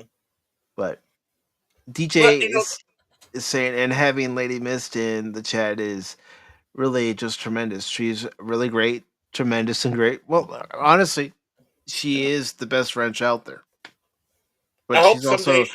she's also a great supporter of so many channels, and I appreciate Oh her yeah. taking the time out of each and every moment of her day when I'm streaming to stop Mhm. by and watch a game stream or listen to us goofballs here on Pop Talk. I really hope someday that she's able to come on. You know, Yeah, yeah. uh, I've sent out she'll that set us right. I'll sent that invitation. She'll let me know when she's ready. Hmm. Yeah, no rush, no rush, but soon. No, I'm kidding. I'm kidding. No rush. Well, we're laid back. I think we're. You Are can we laid say back? No. you can say how you feel about anything here. I'm not gonna No. go Just, and say, Lady Miss, I don't appreciate you saying that. No, feel I free to say what's on your mind. just warn me if you sneeze my direction. I want to duck from the flames. That's all. Ever see a dragon sneeze? Gotta be careful, especially during allergy seasons. I've seen a dragon heat up an apple in Pete's Dragon. Ooh, yeah. Oh God, talk about pulling an old one there. Yeah, Pete. I have not seen that film. I don't know how long. Yeah, yeah. Hmm. And that's the thing. I mean, you can't just say China. You got to look at other countries too that bring in Hmm. movies to our shores, and those movies have their messaging Hmm. for their country. How great Yeah. their country is. Every country does it. We do it. See, China's in a place they don't need to have everything a propaganda piece, especially like she's saying a historical piece. Now, if you go for the North Korea, everything is messaging in that. They have a wonderful. I mean, and when I say wonderful, they have a very well done film industry. They make some very fine films and animation. You can watch some of it on the YouTube and all Hmm. that. But unlike that one, because of the Hermit Kingdom being the way it is, those are really propaganda all the time. Nothing else. Nothing else. And of course, they treat the Un family like Muhammad. You cannot show them in a movie. You can reference them, maybe a shadow of them, but you can't have them in a movie, even though they're very especially Kim Jong Un's father, Kim Jong Il, very pro using film to get the message across. Hmm. Um, but uh, but yeah, again, we're not one world. We make our film just like I will argue. If someone makes a film in another country, I don't want to have it chopped apart when it comes to America. If they have a freaking message in the sucker and it's I coming want to over hear it. to us, I want to hear it. They did those with some of the Russian, a couple Russian films when they came over during the Cold War. I'd rather see what the original Russian was and properly translated over, Hmm. be it dubbed or subtitled, right? Um, it's like again the edict. It doesn't mean that I don't think you've ever have been lady missing. That's what we. That, you know what? I think that's about everybody in their chat. They're not afraid, and we love that, and it keeps us on our toes. Keep us on our toes. Keep us on our toes, lady miss. And Lady Miss is right. The choices were slim this past Mm-hmm. November. Mm-hmm. Mm-hmm. But Yeah. I'm not gonna deny the fact that it was after that July incident, that July 13th incident, that I made my decision. Mm-hmm. That was a part of my decision. But Yeah. again, weighing the two options, it's like, well, I'll go with the devil I know. Mm-hmm. I'm a little more forgiving than you, but it doesn't mean I'm a blind follower of the Donald, because I I grew up with him when every little thing, and the Donald pissed me off throughout his many times as he was going through his career and all that. It's like when they do something good, you praise him. When they do something bad, Don. what are you doing? Or whoever else it might be. That's my attitude towards it all. And just because I vote for someone doesn't mean I'm 100% or a mindless sheep or something like that. Some people say voting for the lesser of two evils. Sometimes it's like the person who I feel is going to do the best job, which is a little bit more positive because you don't want to go for the lesser of two evils because that means nothing good's going to do. You're hoping that the person who's going to do the better job. That's why I voted across the board, voted Democrat, Independent, Reform, Libertarian, Republican. But I still hold to this thing. I am not a party guy. I'm an ideals guy. That's why I'm a constitutional conservative. Yeah. Because I'm not. My goal is not to put people in there that have an R be after the name. My goal is to put people in positions that will do the best job possible, no matter what the letter is. My goal is to listen to how each candidate presents their case as to why they should be in their particular office, the Right. particular branch, and then after weighing in all my options, weighing everything that's been said, then make my decision. Do I want to vote for this person? Do I want to vote for that person? I mean, even when I went to the polls in November, I was still sitting there thinking to myself, do I really want to vote for this person? Because I don't 100% agree with their stance on these things. And that's the funny thing, going in there, you'll find that no matter who it is going in there, you'll never be one. That's part of the etic thing. And, it's like, just like Reagan, obviously, didn't agree with, of course, I couldn't vote for him, but because I was too young. But, just because, you like it and you were glad that he was, doesn't mean that you agree with everything that man did in the office. Same thing with George W. H.W., I should say, sorry. Bill Clinton, W himself, Obama. Oh, one of was he W's your guy or biggest not? mistakes was back in 2004 declaring victory. I shook my head then. I still shake my head now, saying mission accomplished. No, dude. Well, there might have been some mission accomplished, but not the whole friggin' thing. I mean, the whole stunt of landing on that aircraft carrier to begin with ticked me off. I mean, it wouldn't have been bad if there was substance behind it. There was no substance. I don't mind a show if it's substance, but you don't do a show when you don't have substance. When it's a dog and pony show, you don't want that. It's a powerful message if you're coming back and you have had that victory. It gets everybody's blood pumping, the military, right down to the average person. But when you go on there and say mission accomplished and everyone's kind of scratching their head going, huh? Job's not done, son.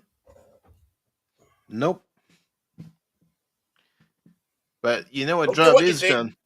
You know what job is done? Our broadcast for tonight. Oh, are we getting the signal? We're not going to go to Rumble. I'm going to cry now. No Rumble exclusive, folks. I'm sorry. I'm so very, very sorry. Number one, I'm so sorry. I'll go back. Not tonight. Not tonight. That's okay. We've been on for a while, and we don't have cash. We don't have cash to carry us. That's the thing. But before we do get out of here, Baron, is there anything that you'd like to promote? Well, now that you brought it up, of course, please catch my gaming streams that I have Mondays and Wednesday. Yeah, even today. On Mondays, it's Contraband, please, comrades. I'm trying to make Afghanistan great always. Greatest always. And we are. And is it Wupstanska? We don't care because Wupstotska. I don't care. Wupstotska, they're enemy. I'll be more than happy to call their name wrong because they try to influence us. I know that emperor that they have there, that Wupa Tupa. But we're keeping out things like counterfeit money and your cheap alcohol and your cheap cigarettes instead of our pure vodka and our great cigarettes. So please join me at 5 o'clock Central Daylight Time on Baron Omen Tags Fandom Legacy for Contraband Police. And then we switch it up, but we're still putting on the uniform, folks. We're driving through the streets of Brighton, making sure the city is safe. I am playing Alex Murphy. Yes, correct, Alex Murphy. But that's because of the mod they put in there. It was not my choice. But yes, protecting it with police. I call the show Fuzz. Police Simulator, Brighton. That's right, Police Simulator, Patrol Officers, great game. Both these games, by the way, are indies. It's showing that indie games are absolutely fantastic. You don't need to pay top money for games that sometimes, again, going into that fatigue. It's the same old, same old. I'm patrolling the streets as a police officer, making sure the streets are safe. I invite you to join me 3 o'clock Central Daylight Time on Wednesdays at Baron Norman Tags Fandom Legacy. And I'm thinking might be tomorrow, maybe not. I don't think tomorrow, maybe Friday. I might drop a surprise, something that I've been got all set and ready to go and been wanting to play. And keep your eyes. It's what I call guerrilla gaming. That's right. Sneaking through the woods and through the grass and the shrubs. And I'm going to go, here we are. So keep an eye out. You never know if you have notifications set for me. See if that notification bell goes off for my super secret that I have planned going on there. The Beyond is no longer for this month because Jace is on holiday.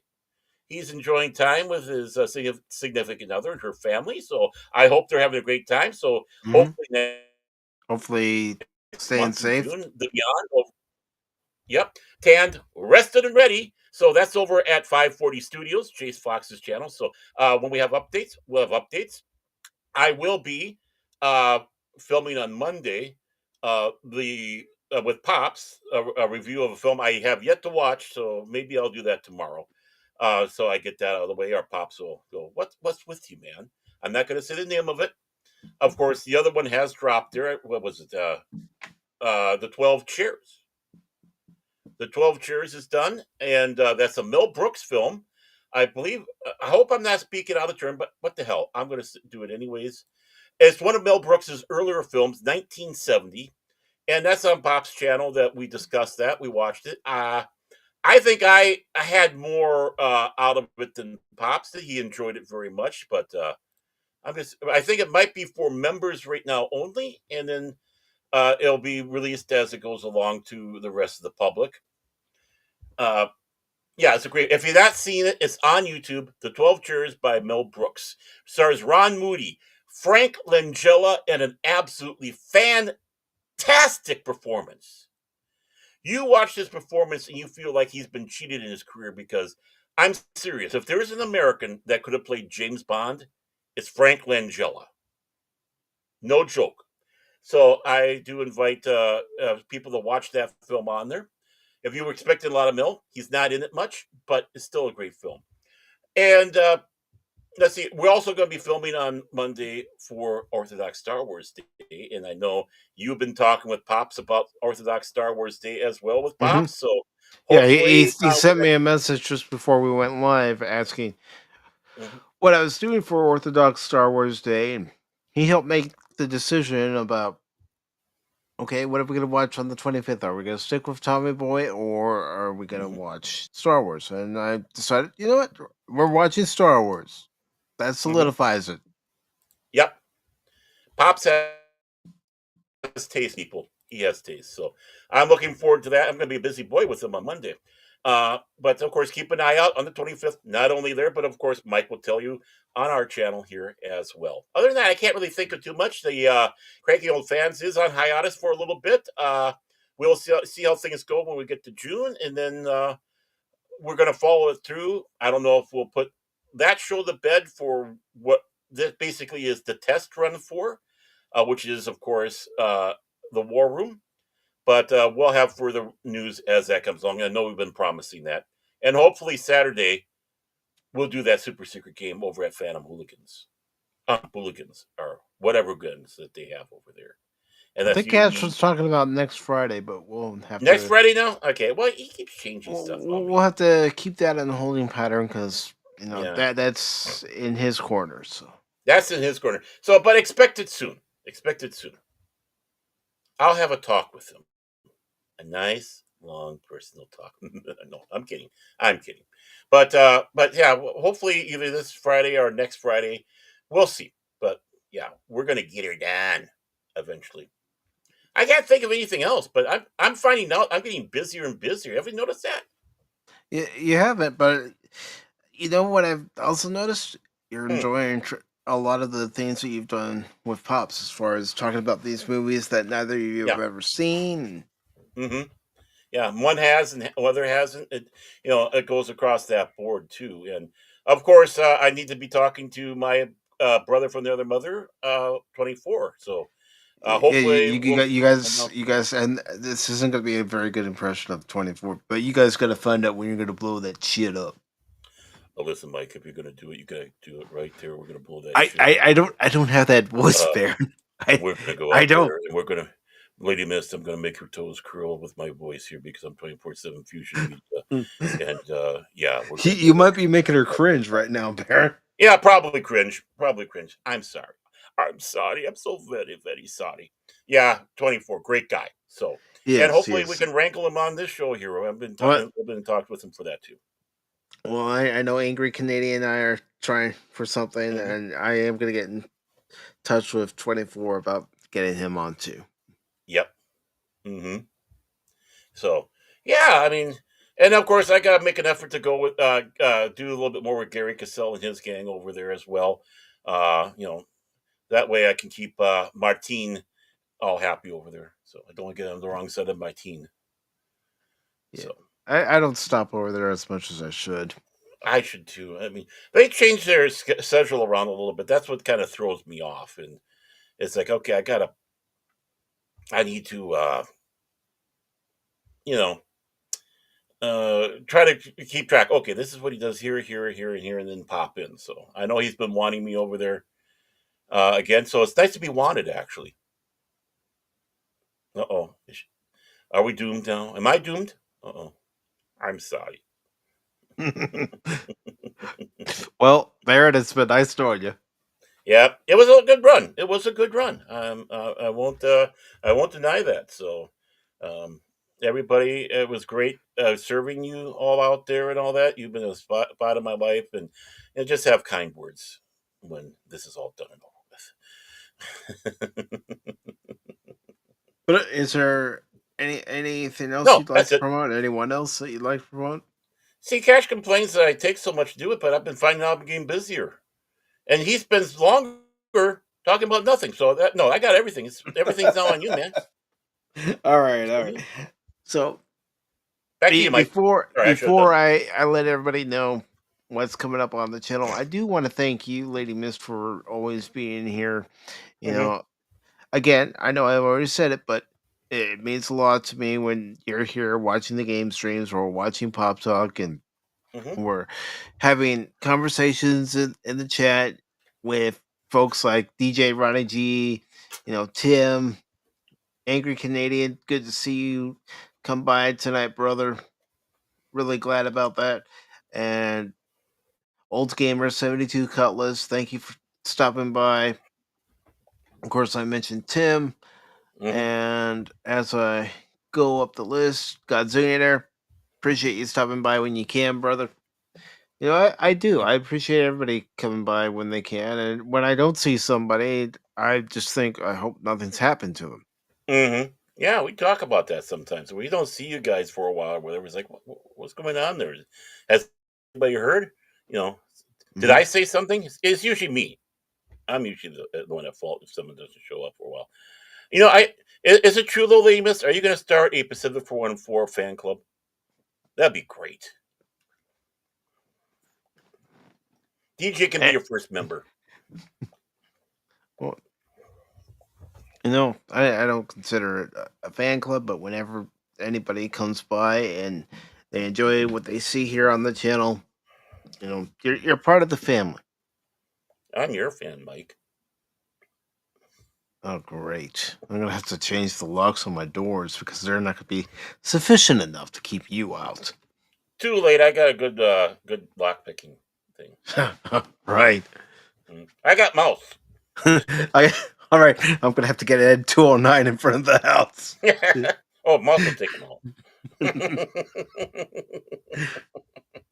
You need a lady mist. Get off the property. You have 10 seconds to comply. What happened to Baron? Too slow. but real quick, and then I'll go back to thanking everybody.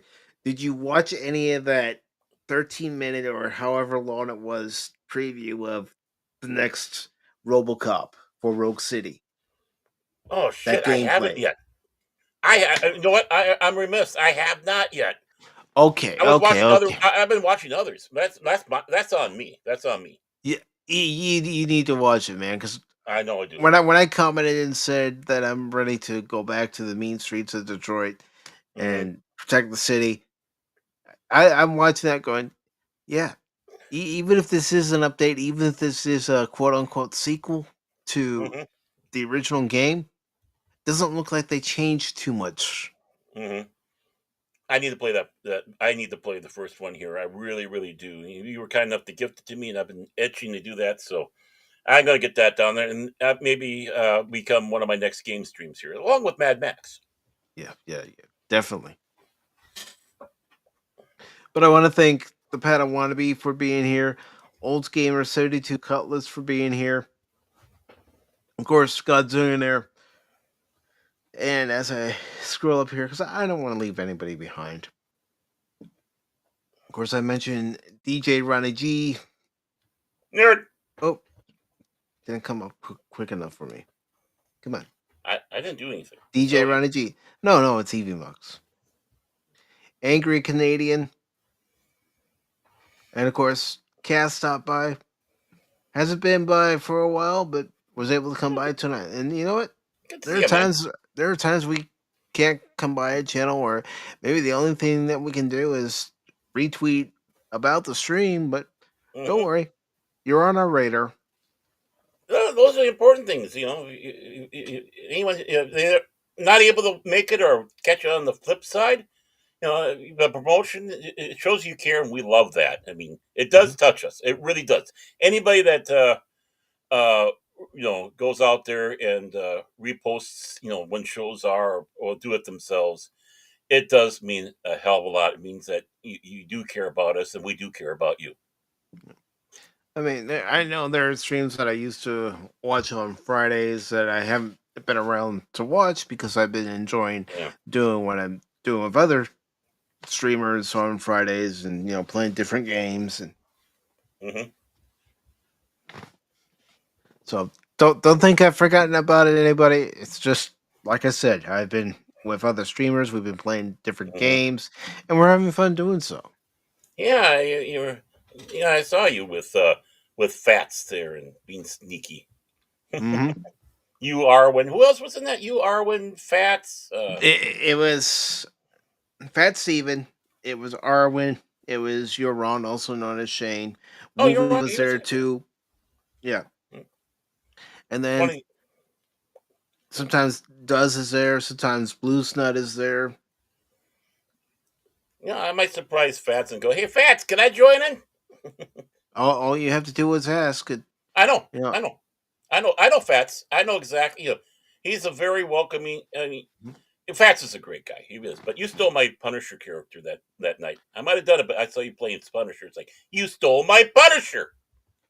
Baron, I did see your name on the character, and what I've been doing when I've been playing Marvel Rivals, which I will be playing tomorrow along with MLB 25 the show. Nice segue there, right? Okay, maybe not. Yeah, good job. But what I've been doing a lot lately is with Marvel Rivals is going to characters that I don't typically play as all that much. Trying to get used to playing as those characters so I can improve. I'm stuck with the one until I get it down, and I'll move up to others. I don't think I play Spider-Man though. Go into the practice mode. Oh, I hate playing as Spider-Man. Yeah, I mean, I see Spider-Man. I say, I don't think I'm going to play Spider-Man, but some of the others look like maybe Winter Soldier or something like that. I just like being that guy who goes out there and just blasts everything. That's why I like playing tactical So, stuff. some parents that clip of Danny DeVito. So I went out there blasted. That's me. Put my face on him in there, and you got the perfect gif. Yeah. I mean that's what's gonna happen when we play a certain game. Mhm. Cash, certain game soon. Oh, you know what? You did it wrong, Mike. Though you gotta do this. Well, we're waiting. But real quick, I do want to thank Lester San Jose, the Skeptic Tank. Good to see you, brother. Hey, Lester. And Does he look like he's in Men in Black? And I know that's like a person behind him, but sometimes when I look at it, it's almost like he's holding up the mind blank thing. It's like, are you trying to mind? He should do yeah, it to make it he's look like trying mind he's blank. trying to mind wipe. Yeah, And of course, I mentioned Cass and Baron. You were here, yeah. That I want to be, and you are. and you are, sir. Sorry, sir, I don't see your name on the list. Yeah. All right, and I know folks were commenting.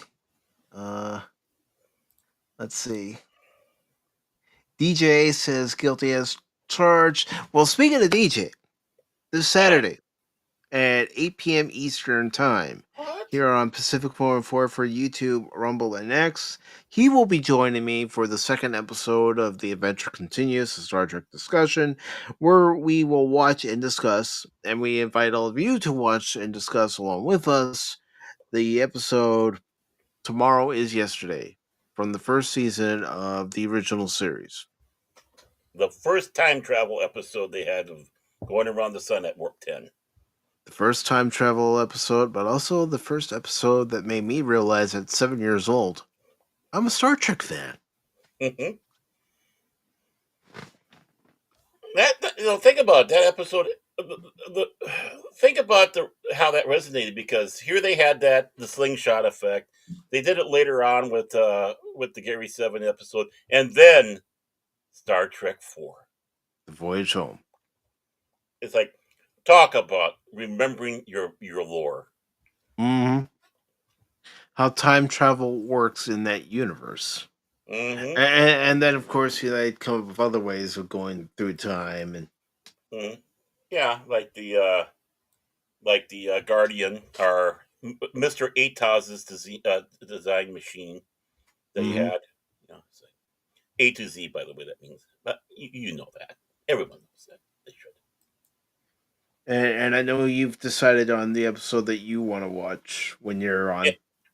That's Doomsday, right? Yeah. Okay. Yeah, Because the I was Doom- going back and forth between that and the Ultimate Computer, because Mhm. both are great episodes that feature more than one starship and have very strong struggles in there. More so with with the Ultimate Computer, because the vulnerability of Kirk in that one.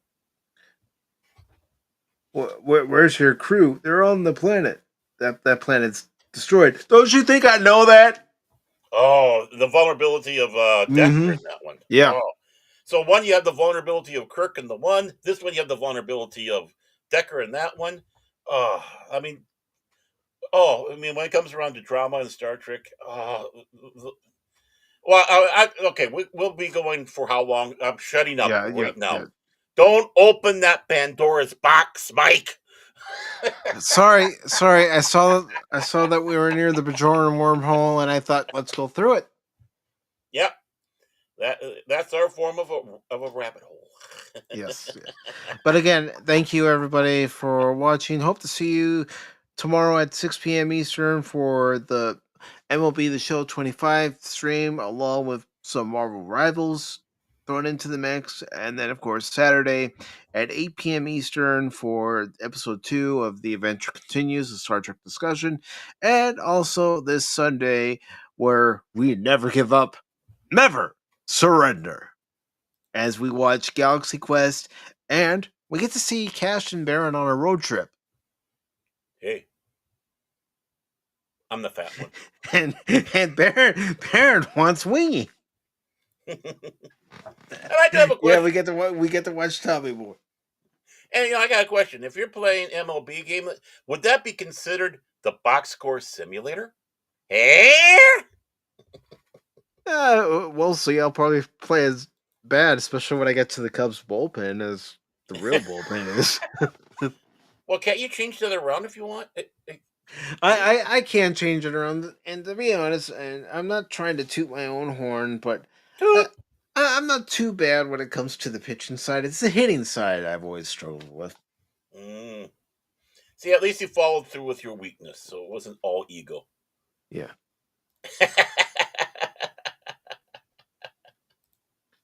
And yes, Like me. Don't ever give up on me in a game here on the channel or in anything here on the channel, because just when you do, you might miss something. Have a good night, everybody.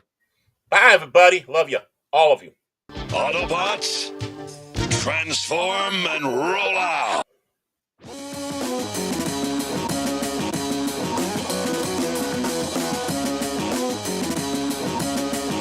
Subscribe. Share this to your friends. Share this to your enemies. Share out the stream. Hit the like. Why should Tell people about us. Yeah. Why should you Take care, Lady Mist. Yeah. Take care, everybody. Love you. Love everybody out there. Yeah, I mean that. I love everybody out there. And if you like this junk, please. You're all awesome. Again, hit that like button. Tell people about us. Tell people about the show. The kind of fun we like to have.